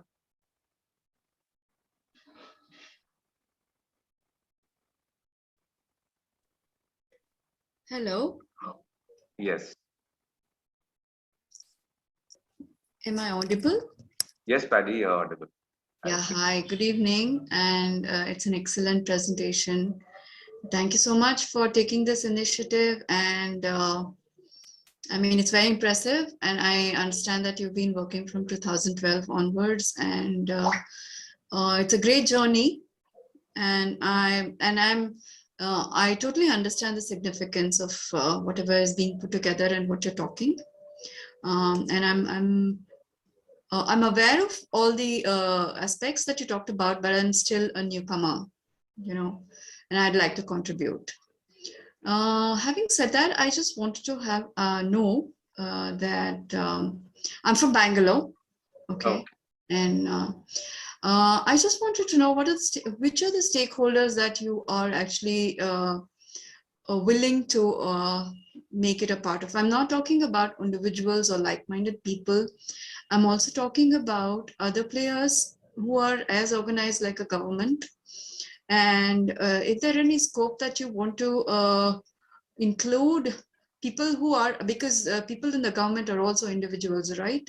And if you wish to collaborate, or if there is, because there are nice people and they are tied, they have been tied, they are having limitations and boundaries. Right.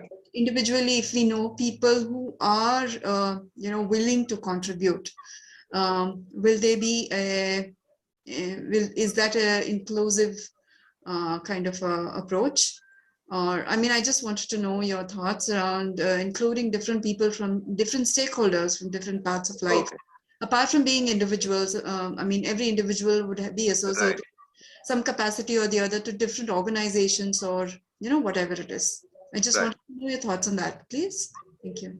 Right. So, yes, I'm very well aware that, even in the current systems and governments, there are good people. There are certain people who, want the system to run in a way that's advantageous to them for their power, control, money, so many things. But there are good people also who really want to serve people, but they find themselves in that system. And that system puts the limitations on them. So Right. here, what I'm talking about is not a personal choice. I'm talking of the system design. And what I'm saying is this system by the people, for the people, open source, no patenting, open to innovation.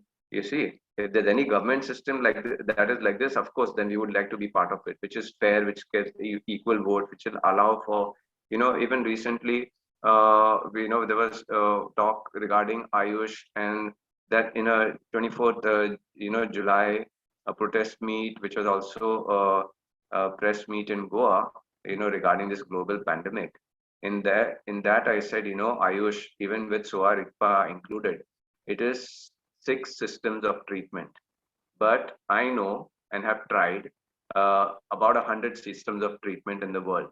So where is that system? Even if you are saying India, So this is the problem, one country will hold on to their system and say this is the system for the world.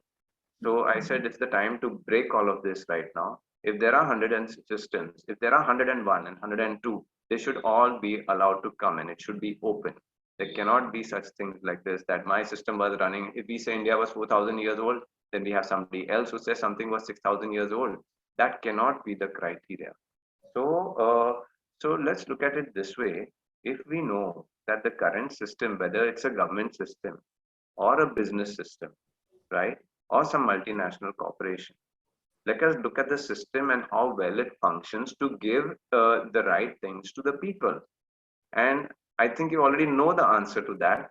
They have not functioned in a way to give us what we needed every day of our lives. And that's the only reason why we have come up like this. So I would.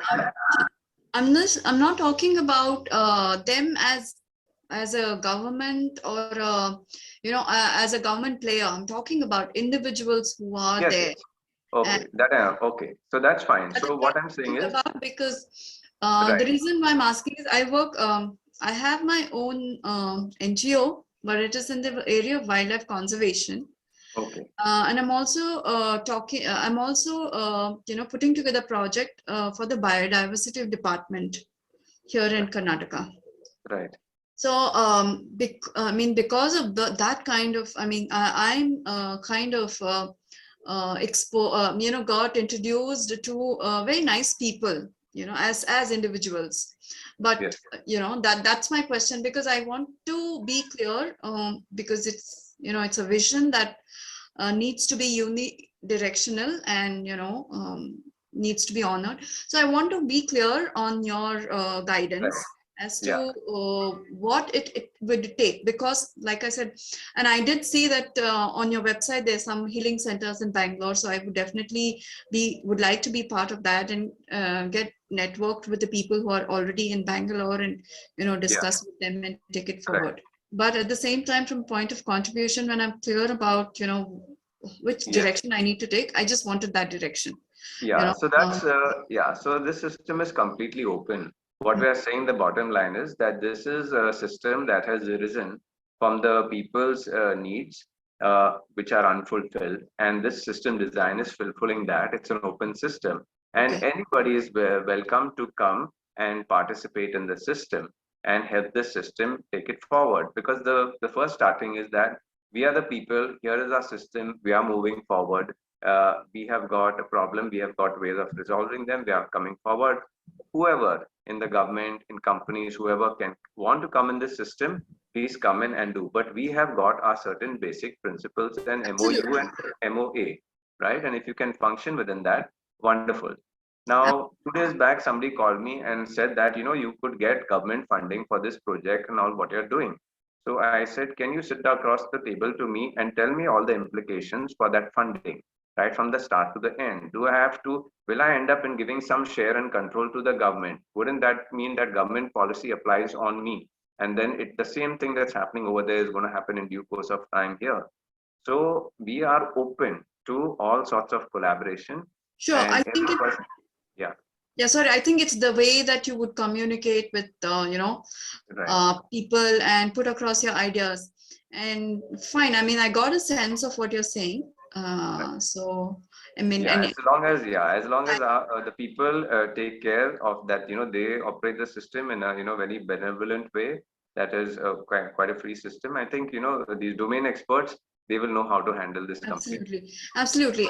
So because people would want to contribute, if they are having that kind of know-how or whatever, there are people who would want to contribute. So let's see how far this goes. Right. But obviously, being sacrosanct to a kind of code of conduct that you have put together would be essential to the whole thing. Okay, I do understand that.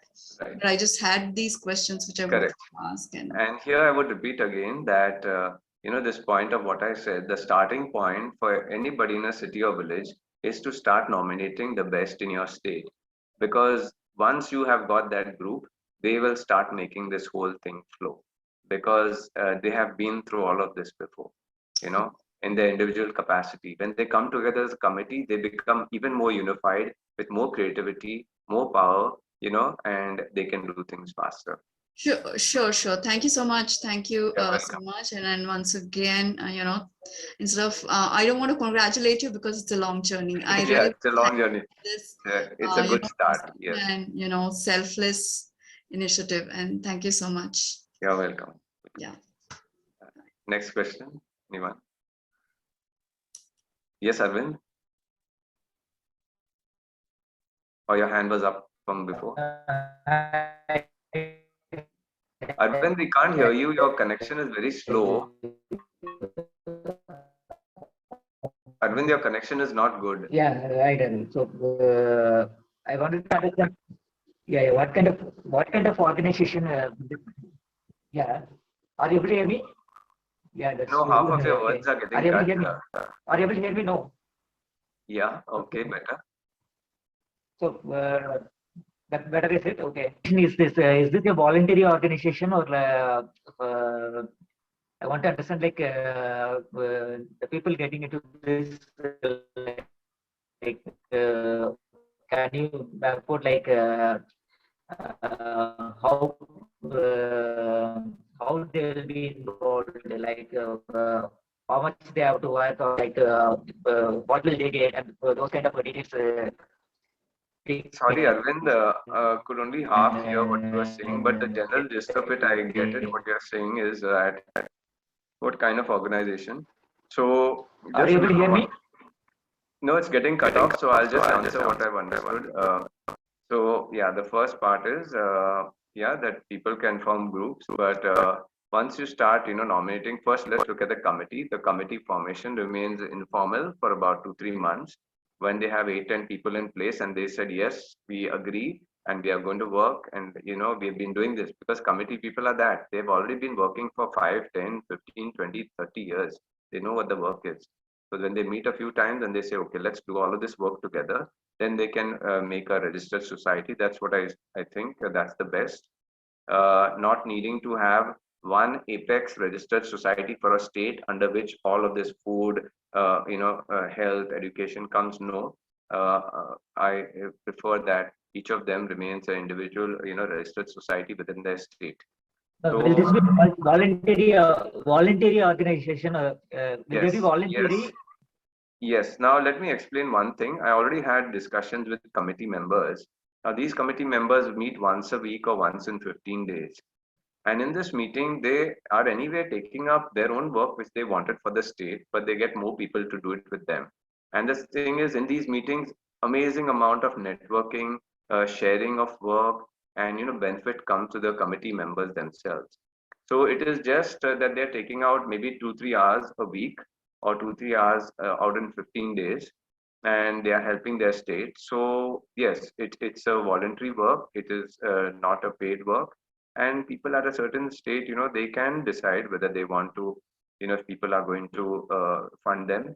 Now the reason why I have not made these as councils and I've used the word committee, because what is a committee? A committee is a set of people appointed by a set of people, appoint certain set of people, a limited number of people to look after their interests. Okay, that means at your committee level, you may have 10, 12, 15, 20 people appointed, but they are appointed by a larger group of people. For example, Integrative Natural Medicine Committee is because of wellness of mind, body, and spirit, and health for the earth also. So yes, these committees, they are voluntary, and if these lower people who have appointed them say that, they may say that we would like you all to do this work full time because this is such an urgent need. So then the people who have appointed them, if they find out a way of funding them, then definitely they can be paid as well. So both those options are there. But I would always recommend first that, people start it as voluntary work, and and definitely if it's uh, the, the the aspect of domain experts is that they have it in their blood. They have been doing it for the community anyway. They will not have a problem giving 3 hours in 15 days or something. They will do that voluntarily. If the people of that state want them to work full time, then yes, they can fund them and pay them salaries. All that can happen. Another thing is like we have this vaccine mandate, right? So majority of the people are going with the vaccine. So if you have the committee, are you able to hear me? If you go with the majority, will the majority will always be right? Do you think that will be the right thing? Is another question. Yeah, now what I've put in this is two-thirds, majority. Now we have to remember that these are all domain experts. Otherwise, so many of the other committees that we are having people voting on a particular topic, or they are not people who know that topic also properly. That's why you have certain votes coming from ignorance, certain votes coming because of certain money connections to it. So there you have unfair things happening. But I have seen that, yes, when people are domain experts, that means it's in their blood to do this work. Uh, then generally the outcome is much better. And they can because at any point of time, if there is a equal number of people for and against, the only thing that brings a majority vote is more science and more deeper introspection and more review of what is being proposed. And then you have, as you get deep into the science, you have more people coming on the better side of science. So perhaps that's how it will get to two-thirds majority. Okay, and state to state, will there be any everything has to be handled within the state itself, or like can there be from one state another state can be helped? One Yeah, state can so take. yeah, so basically it is the responsibility of the committees within their state to manage all affairs of their state. They can share technology, they can have online meetings, they can have visits to other states. If somebody requests from the other state, can you give us this expertise or do some work on it? Yes, if they have time, they can do that.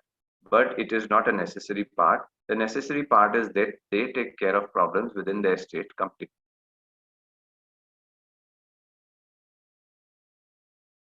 Yes, any other questions? So funding, maybe we have to go further. What about the funding? Like I was talking about taking Mudra loan or a business loan for doing some kind of activities, right? Yeah, now I'll just come to that. I'll just come to that. This entire structure of committees, right from the state, your nation, to the world, okay, these are not like business entities.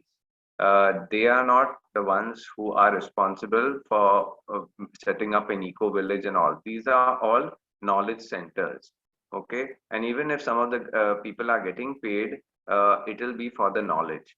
Now, whatever the committee decides of launching a project or something in the state, and if they want funds, they will ask the people and publicize, to give them funds for, and all of this publicizing and all can be done by companies. It doesn't have to be done by the committee members. It could be that some committee member is part of some company also. But generally the funding, whether you want to make a new education program or you want to make, establish rainwater harvesting across the state, it is not a funding that the committee needs. The committee proposes this, then they put out the projects, then there will be people, companies who, tender for it, and people who take it up, and whoever, has to kind of do these projects, it will be from the people side to, put up the money. Or then if the committee is able to convince the government that the government fund should be used for this project, if they can prove it as a better project than the current project or a solution to some problem of the state, then the state can fund it. So yeah, so that is the clarity that the committees do not have to get funding. They are an advisory, they are a knowledge bank, and that's how they'll function up till the global level. Yeah, sure. So, yeah, as we spoke regarding our Chennai center, right? We can. Sorry, Arvind, your words are not coming through this time at all. Arvind, I could not hear your words at all. Anyway, Arvind, I'll give the others. Let me see if there are any others who want to ask questions. I'll just ask the others. For the Chennai rate. So that we can take it of like. Let's give a chance to anybody else. And if there are no questions, I I'll talked come to you back to regarding you. the Chennai center, right? Arvind, I'll come back to you if Sure. there are no other questions. Okay. Let's give others a chance. There are many messages typed in chat now. I don't know those are questions. Some of them are thanks. Yeah. So if anybody's still left who had put a question in chat, you can please ask me now.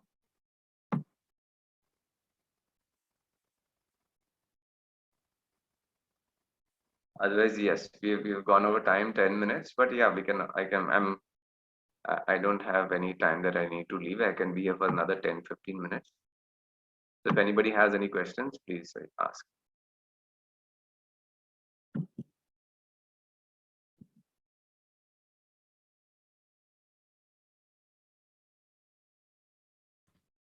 Hi, Darren. I had a question.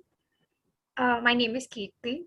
Yes, good. So I was looking to get certified in acupressure as a modality.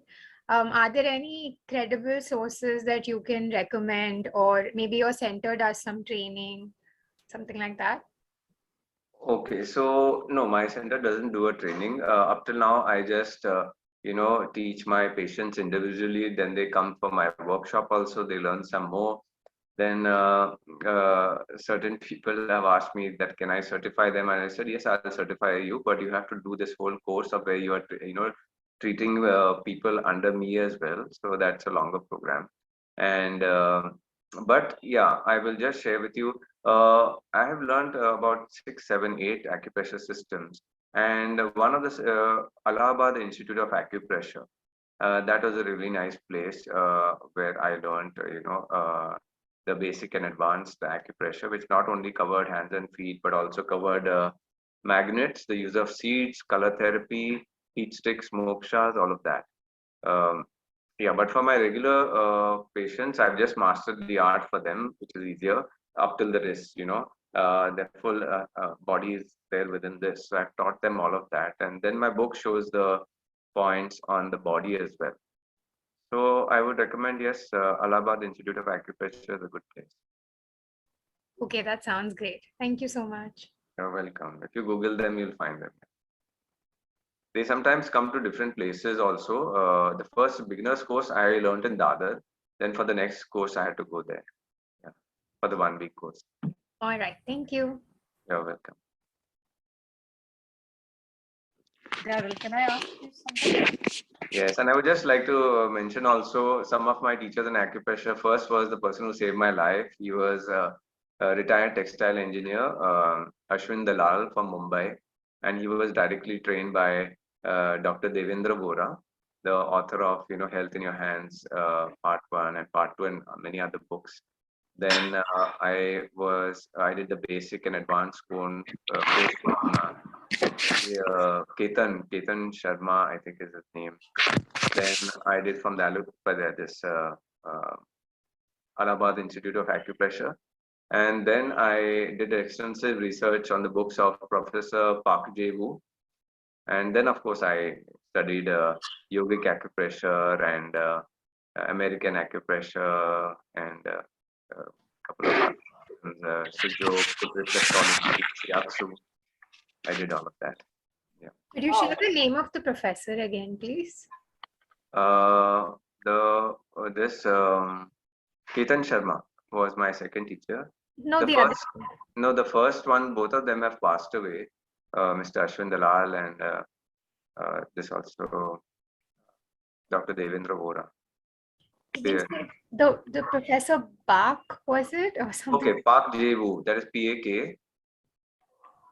PAKGAEWOO. If you Google it, you'll get. Yeah. Thank you. Yes, you're welcome. My gosh, it's an amazing feat that you've learned. I've done acupressure and reflexology through Sri through a friend of mine, but Okay. it's not as comprehensive as you have, and it's quite to know that you've learned all of it, the shiatsu and everything, and magnet and color you said as well. Yes, yes, yeah. Color therapy also, yeah. So how is color in terms of color useful with acupressure or with magnet? How would you holistically treat a patient using the color, magnet, and acupressure? Yeah, so the colors are got, yeah, it's got to do more with the amount of heat and coolness you want in the different organs. Plus, each color has got its own properties. Like each seed also has its own properties. But the magnets work on the meridians, trying to increase and decrease the flow of the meridian energy in a particular meridian. So that's where you change the polarity and all of that. Um, so yes, they all work through their own channels. Basically, the physical acupressure is just pulsating that meridian for that entire meridian to get charged with the pulse of biocurrent that you put, and so it's actual physical. Okay, so there are a lot of things written as meridian energy lines, which are in the astral body, but they flow the lines on the human nervous system itself. So when you press, you're actually doing physical work through the physical nerves and actual biocurrent. So And I'm so not. that is the one that the magnets, they will increase the flow or decrease the flow to create a hot or cold condition. Uh, that is activate or kind of subdue. Wow. So understanding marma, does that in any way correlate to the meridians as well then in that case?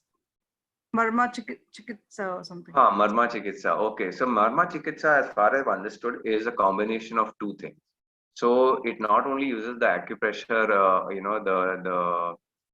the nervous system, but it will also use the muscular system. And there are certain nodes in the body that are managing all of those things. They will manage blood flow and the biocurrent flow as well. And they work with the deep, muscle zones also, where energy and memories and all are stored. Yeah. So I think, yeah, Marma, any person who does Marma points is working on more systems than just the simple acupressure. Okay. I'm still studying it, so I mean, but it's so interesting to know that you've done shiatsu, because I've always been interested in qigong because qigong involves, yeah, qigong also involves that, but from a different level.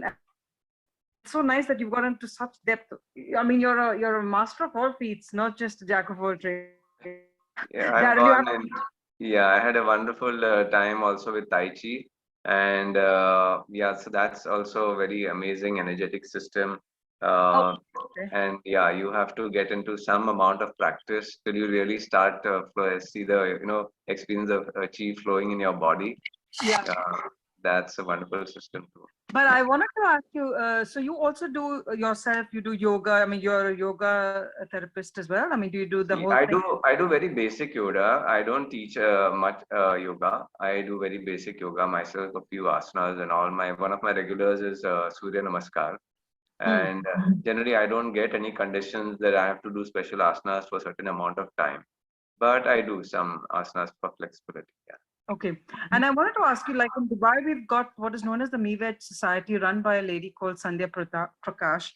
And I feel that you and her would really get along superbly, because she heads the International Vegetarian Union in certain states in India as well. And I think that she is she's a very well-known figurehead in the UAE, a very pivotal person to know. And she has been, she represents a lot of, I mean, recently she did an interview with Dr. Neil Bernard as well. Okay. So I feel that I'll send you her number. Please connect with her. You can tell her that I've given you my number. She is quite pivotal. Another lady who has called, what her group is called, is a swap group, where they deal with bioenzymes. They deal with 100 other things, anything to do with the environment. So it's called swap because it's saving environment, nature, and the whole thing. That's another. And she's now moved from Dubai back to Bangalore recently in October. These are the two people that I'd like to give you to connect with, so that you can turn it around with their help. Wonderful. Could you repeat the first lady's name again? I missed that. Mrs. Sandhya Prakash. Okay, She's Sandhya Prakash. Okay. from Tamil Nadu So- originally. So definitely, yeah, please share their contacts with me. I'll get in touch with them. And, these are the people who should be in our state committees and, Absolutely. connect with our people. So we need to get them into the system. Absolutely. She is so pivotal. I cannot tell you. She even in Dubai, she has certified restaurants, vegetarian restaurants all over Dubai just by her certificate. She's that influential. Okay, wonderful. So I just wanted to let you know that. Lovely, lovely. Thank you. Lovely. Thanks, Darren. You're welcome. Thank you. Yes. Any more questions? Or should we wind up? And I can. Yes, Parul, your hand is up. Could you please ask your question? Hi there. I just wanted to know your take on homeopathy because in like my personal experience, it did resolve things which even genetic things and so many other things which Yeah. even the best hospital in London like Gosh for the children pediatrics and so many other things Yeah. could not do. So because the way I have not dived in much in the Indian homeopathy, but through a doctor in the UK, like what I see is, the deep science is such that when you take like the 3 pills, like depending on the potency, like if it's 30C, it will work for around a month or so, and 1 million will work for 4-5 months. But the way that homeopathy works in India, it's so much like they keep asking you to pop in pills almost every day, like 2-3 times. So I don't understand why is the homeopathy different in India compared to the UK? Yes, so I will share from my experience. You see, the first time I used homeopathy was when I was a kid, when I used to have these 2-day migraines. And then I was somewhere at 12, 13, for 2 years, I used my homeopathy. And then from a 2-day migraine, it became a 1-day migraine. And then I've seen other patients and all that. For example, and I've come to this understanding when the homeopath actually knows the exact configuration of that person, and they are able to give the right remedy. I have seen the result happen within 3 days. Okay, and once yeah, so when I know that somebody's been taking pills for like 6 months, and they are there was an initial improvement, and after 6 months it's just the same, and 8 months and 1 year has gone by, I know very well that nothing much is going to happen for that person's further change. That remedy has to change in some way to match certain body parameters of theirs to make that next level of change. But this I've seen with homeopathy. I'm very clear. Once you get the right remedy for the right thing, it will work in 3 days, 5 days, 1 week. It moves. Is there any And good it's only when the remedy is not there, then a person will find themselves taking those pills for 1 year and 2 years, and nothing is happening. Right, true. Like just for my parents, because they have a lot of conditions, and my brother too, with a lot of surgeries. Is there something that any good homeopath that in India, which whom you have had a good experience with, or somebody who's good? If you could share me the details. Yeah, I'll share with you. Yeah, just get in touch with me on WhatsApp or somewhere if you have my number. I will share. There's a lovely doctor in Goa, and there are a couple of nice, good homeopaths in Goa. And I think once we start making these groups, then people will share their own experiences with the doctors in their areas. You see. Parul, where are you from? Did you mention? Actually, I'm like I've just moved to India, like to Delhi. Like right now I'm in Bangalore to my mother's place, but I was Oh. living in the UK for the past 12-13 years. Okay, but now you'll be in Delhi after you're done with your mother's place? Yes, I'll be in Delhi itself. Okay, okay, then connect with our Delhi group, right? And of course, then you want somebody in. Where's your mother? In which place? My mother's in Bangalore, so I thought it's easy for her Okay, to okay. coordinate. So yeah, so you hang in the Bangalore group as well, and as you connect with people there, I'm sure they'll be able to give you some good homeopath reference in Bangalore. And also with kinesiology, does it really help? Like Yes. Yeah, kinesiology also really helps, because at my center I had some amazing, husband and wife couple who were working with a combination of kinesiology and homeopathy. Okay, and especially they were knocking off people's allergies that were there for like 8-10 years and all. They just knocked off those allergies within like 15 days and a month, all of that, so amazing. They were using a system that is called from South India, Dr. Nambari Puda's, it was an integrated kind of system. So besides them, I've seen other kinesiologists also working in certain cases. Yeah, it is, really works in some And cases. I wouldn't does say it in all. if my child doesn't have any allergies, but she has a constipation thing, so does that help? Like, even if you don't have allergies, kinesiology? Yeah, yeah. So I don't know how well that will work, but in my book, Become Healthy or Extinct, go to the chapter treatments for illnesses, and there is a treatment for constipation. Okay, so just follow that. You need to, increase the amount of prana and chi and health of your liver, and you need to increase the sluggishness of the colon. So there are some points and there are certain things that you need to do there, and certain aspects of diet also given in my book on page 149, right? So avoiding the now now of course, if the diet is universal for everybody in the house and nobody else has got constipation and only a particular person has constipation, then there's something in their body. So then you need to work on the liver, on the and on the colon, also gallbladder. Okay, so just read that part of my book and try that out for your child, and do that for 1 week, the treatment that is given there, and hopefully that condition can get resolved. Yeah, Okay, Parul, thank you. you have a homeopath in this group Okay. who left a message for you. You may get in touch with them. Okay, let me just check. Yeah, please check the chat. Yes, BK Pooja, can you please ask your question? You're on mute, Pooja. Hi, Dariel. This is Pooja. Long time. Hi, How are good you evening. doing? Yes, I'm fine, fine. How are you? Good. That's Brahma Kumari PK. So Yes, yeah. yes. All right, Dariel. I have a question. I have an elder sister. She's also like one of my mentors.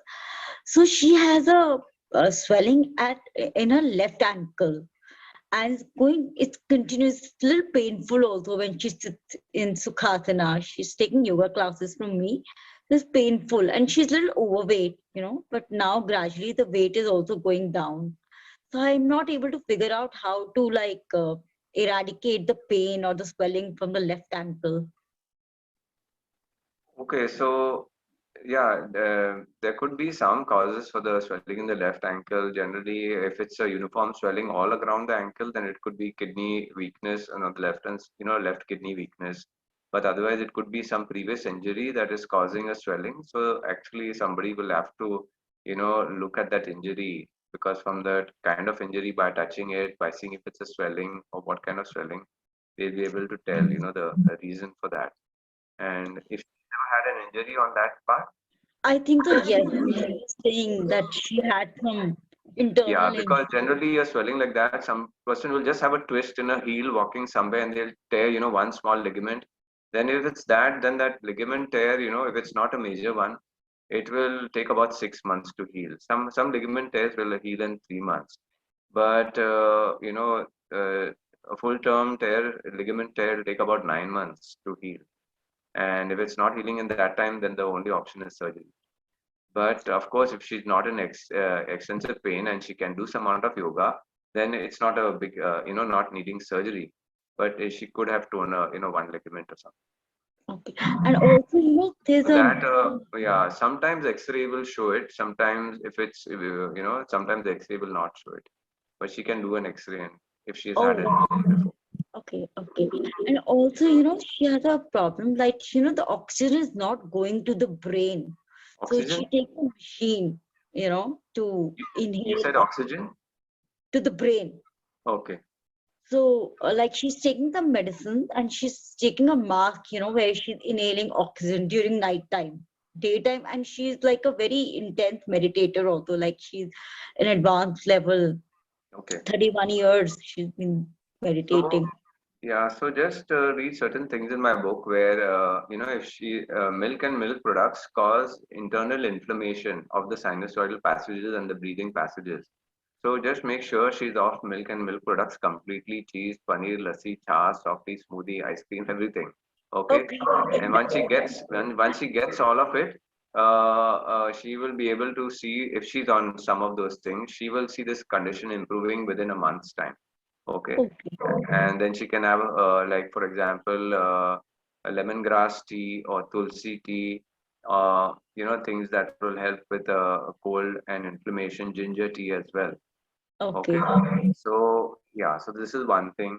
And with regards to breathing, she can also do acupressure for okay, you're saying you can do some acupressure for lungs. So do the treatment for lungs also in my book. And there are points to press for the face and the pineal gland and all of that. Basically, any acupressure point on the thumb here, from here to here. Okay, Okay. this whole area on the left thumb and the right thumb, and Okay. also on both the toes. Okay, so you will see when you press it with the index finger deep, especially on the toes, she may be getting some pain at some point. So those Okay. points have to be pressed for about 2 minutes up and down, like twice or thrice a day, and she will get relief within like 3 days. Okay. Okay. And okay, that would be all off. Like she has to be a vegan. Yeah. Yeah, at least get off the milk and milk products for this, for this thing. Sure. Because She is becoming a vegan. I'm trying to eradicate milk from the center itself. okay, wonderful. Yeah. Wonderful. Thank you. That's Yes, good help. you're God welcome, bless you Pooja. and say my regards to Auntie. Thank Yes, you. thank you, Pooja. Thank you, Daryl. God bless. Thank you. Nice. Vipinji, you want to say something? The hand is up. Yeah, just one thing I wanted to ask, like, can you suggest some good acupressure clinic out here in Delhi NCR? Because I was looking for some person who is good at practice. Okay, so yeah, please send me a message, okay, in WhatsApp. So then Okay. it'll be like a reminder. I have a group in Delhi, so I will ask somebody there, or I can add you to the group, and you can ask them. Okay. In Bombay, I have somebody good for acupressure, who's my regular guy, who I refer my patients to. Delhi, I think I have a couple of people are coming to mind, but I'll call them up and confirm. Okay. Okay, so just send me a message on WhatsApp, and then I know I have to reply. Okay. Thank you. You're welcome. Parul, is there something further you wanted to ask? Your hand is up. Otherwise, anybody else? Oh no, sorry, I should have nothing. Okay, okay, no Can I have problem. your number in the chat box, please? Yeah. Okay, I'm putting my number in the chat box. Daryl, I have something to ask. Yes.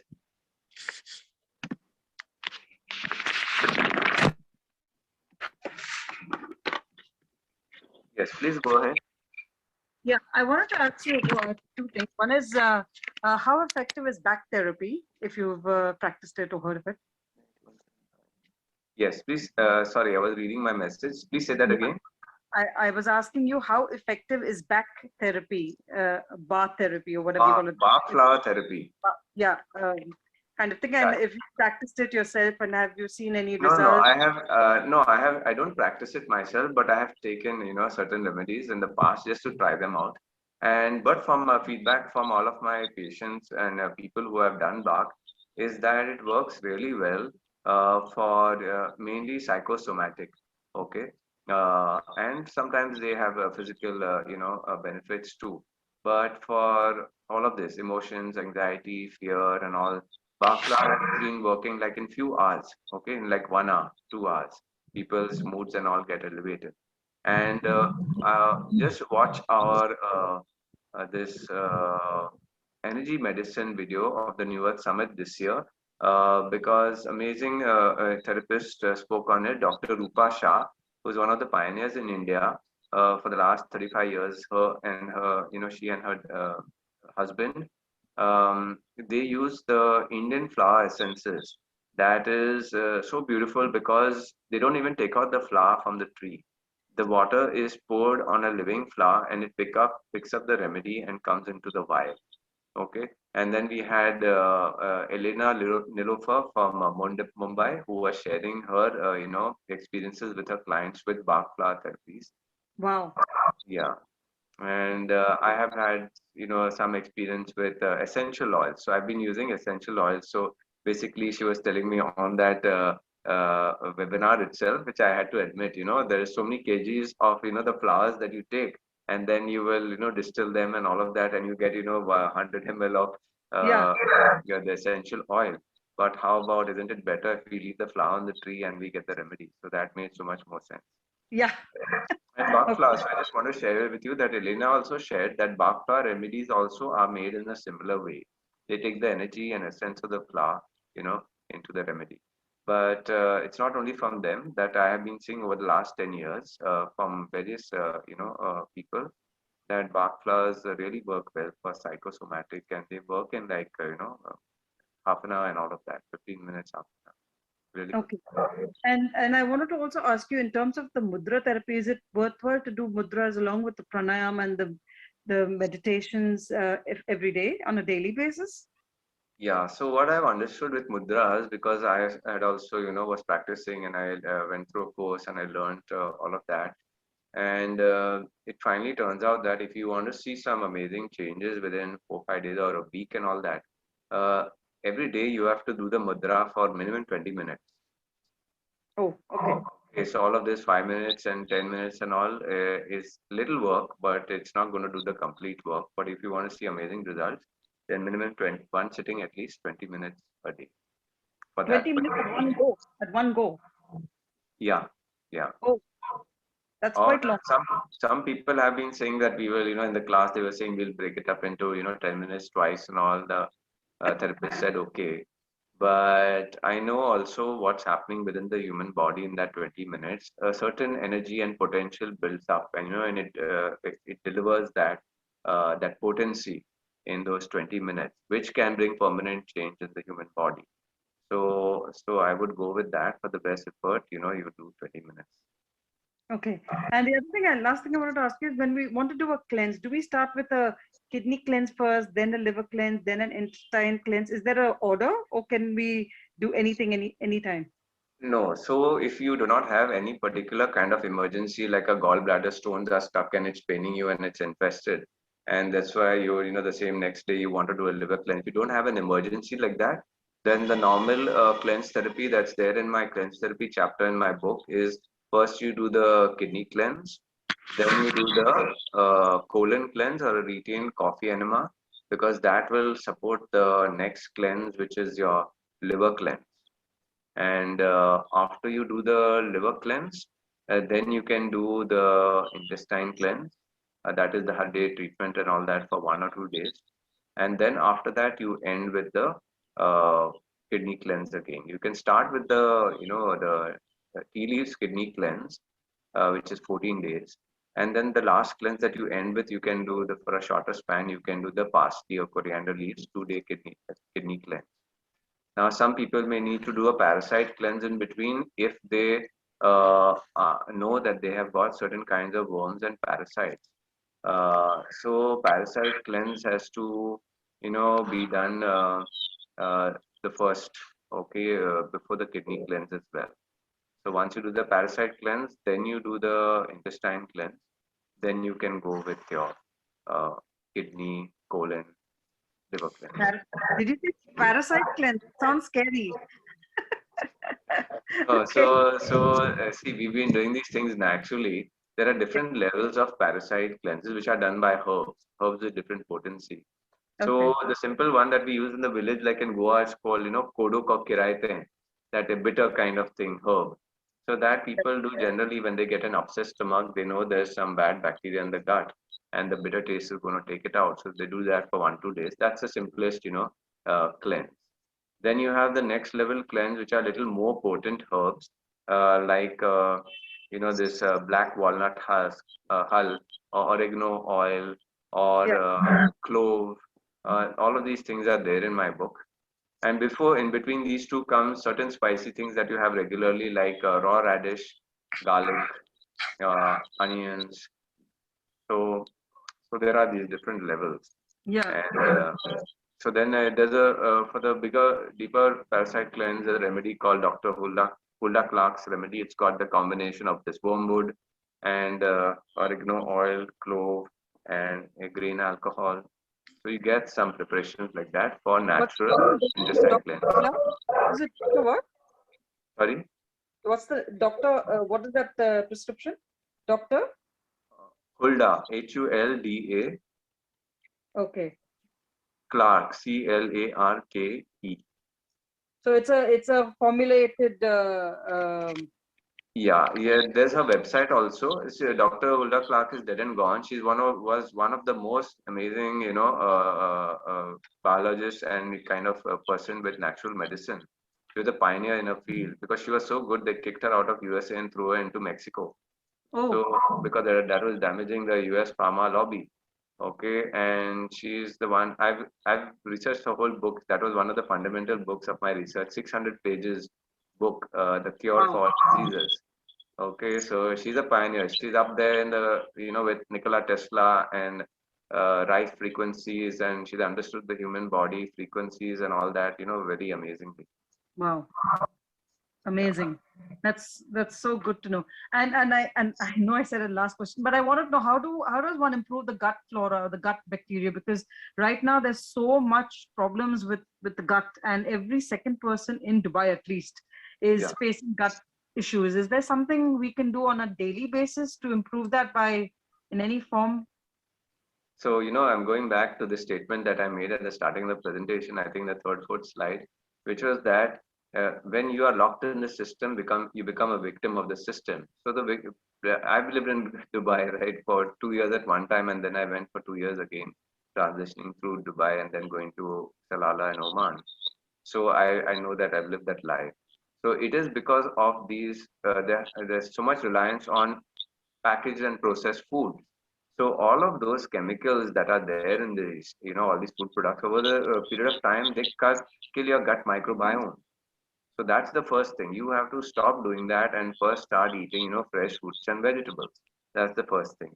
And then the second thing is probably you go to a diagnostic lab that does a full, proper microbiome kind of evaluation and which are the bacteria that are gone low and which are gone high. And then they will come back with the analysis of what are the foods you should increase and what are the foods you should decrease and which are the cultures you should have in what form. So that's what needs to be done with somebody with really bad, But that food intolerance test you're talking about, or is that a specific test? No, I'm saying that those are specific tests where they will take the stool sample and they will do a culture of all of that and try and see, which, because I had done this in my time when I was also under treatment. So they kind of look for specific, first of all, they'll take your symptoms and then they will do that test from your stool test. And then they will match the conditions with what they find in the stool test. And from that, they will figure out which are the cultures that need to increase or decrease within your body. Then they will change your diet because those prebiotic foods that feed the wrong bacteria, they will reduce those foods. They will increase the foods which are prebiotics for the good strains that they want to populate. So diet adjustment is done, and then they will start introducing the healthy cultures, which will take away your symptoms. Oh, okay. I have to find the place that is No, actually. just at least in India, there's a wonderful company. Just message me on WhatsApp with this specific question. I'll just send you the contact number of that person. Done. Thank you so much. Yeah, welcome.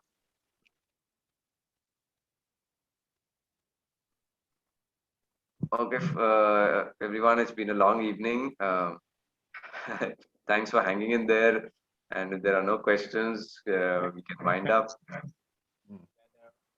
Thank you. I wanted to ask a question actually. Hello, Ranjan. Good evening. How are you all doing? Good evening. Very good. All is well.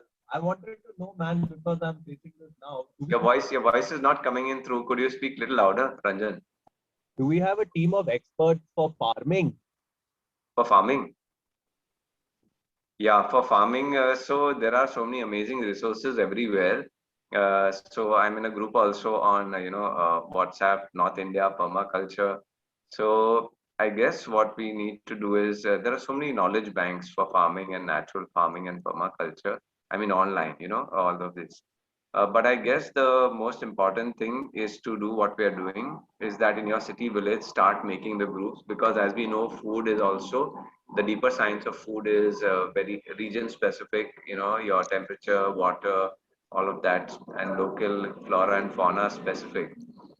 So I guess that's what we need to do.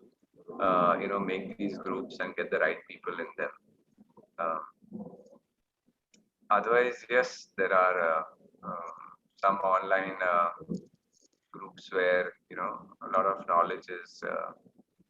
I know a friend of mine is scientist all over India by himself. So that's what I was wondering if you over the years have come across people like this who go to different farms in India and help them out and get them to be come out of chemical or non organic farming completely into organic farming. Are there, like, do you know people like this personally?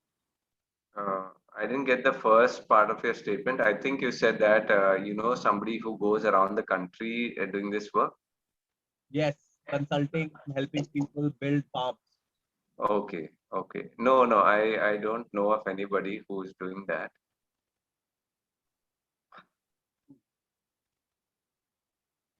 Then we'll just have to invite you. No, see, I am not the expert in organic farming. Do I do a little bit myself? I'm also on the learning curve, and the You biggest have, mistake. they're really good. So my sorry. So I'm just sharing the latest. I thought it was a great idea, and it started as a great idea.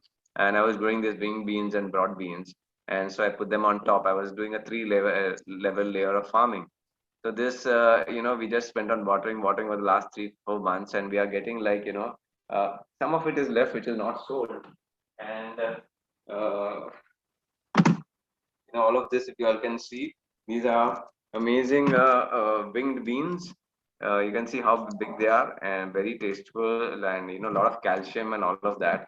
Uh, so it's overgrown so much and created so much top cover that I just realized my bottom, is not getting enough sunlight and they're dying. So now we have to cut off so much of that. I'm feeling really bad because it's full season and every day he's coming out with this whole basket, of all of this. So No, yes, they'll come to your house and pick it up also, I'm sure. yeah. So I'm just publicizing, and some of my friends are picking up the excess. So yeah, so definitely there are a lot of experts around, and natural farming, that's the way to go. So I guess we'll wind up. Thank you, because this recording also that I have to post, it can't be 3 hours. Then people also get bugged to see such a long video. So thank you everyone for joining us, and remember, find our channel on Telegram, Earthkeepers Connect. Join it, and we'll have a lot of interesting things to share, and we will take it forward there. Bye. Good night. Yeah, guys. Join.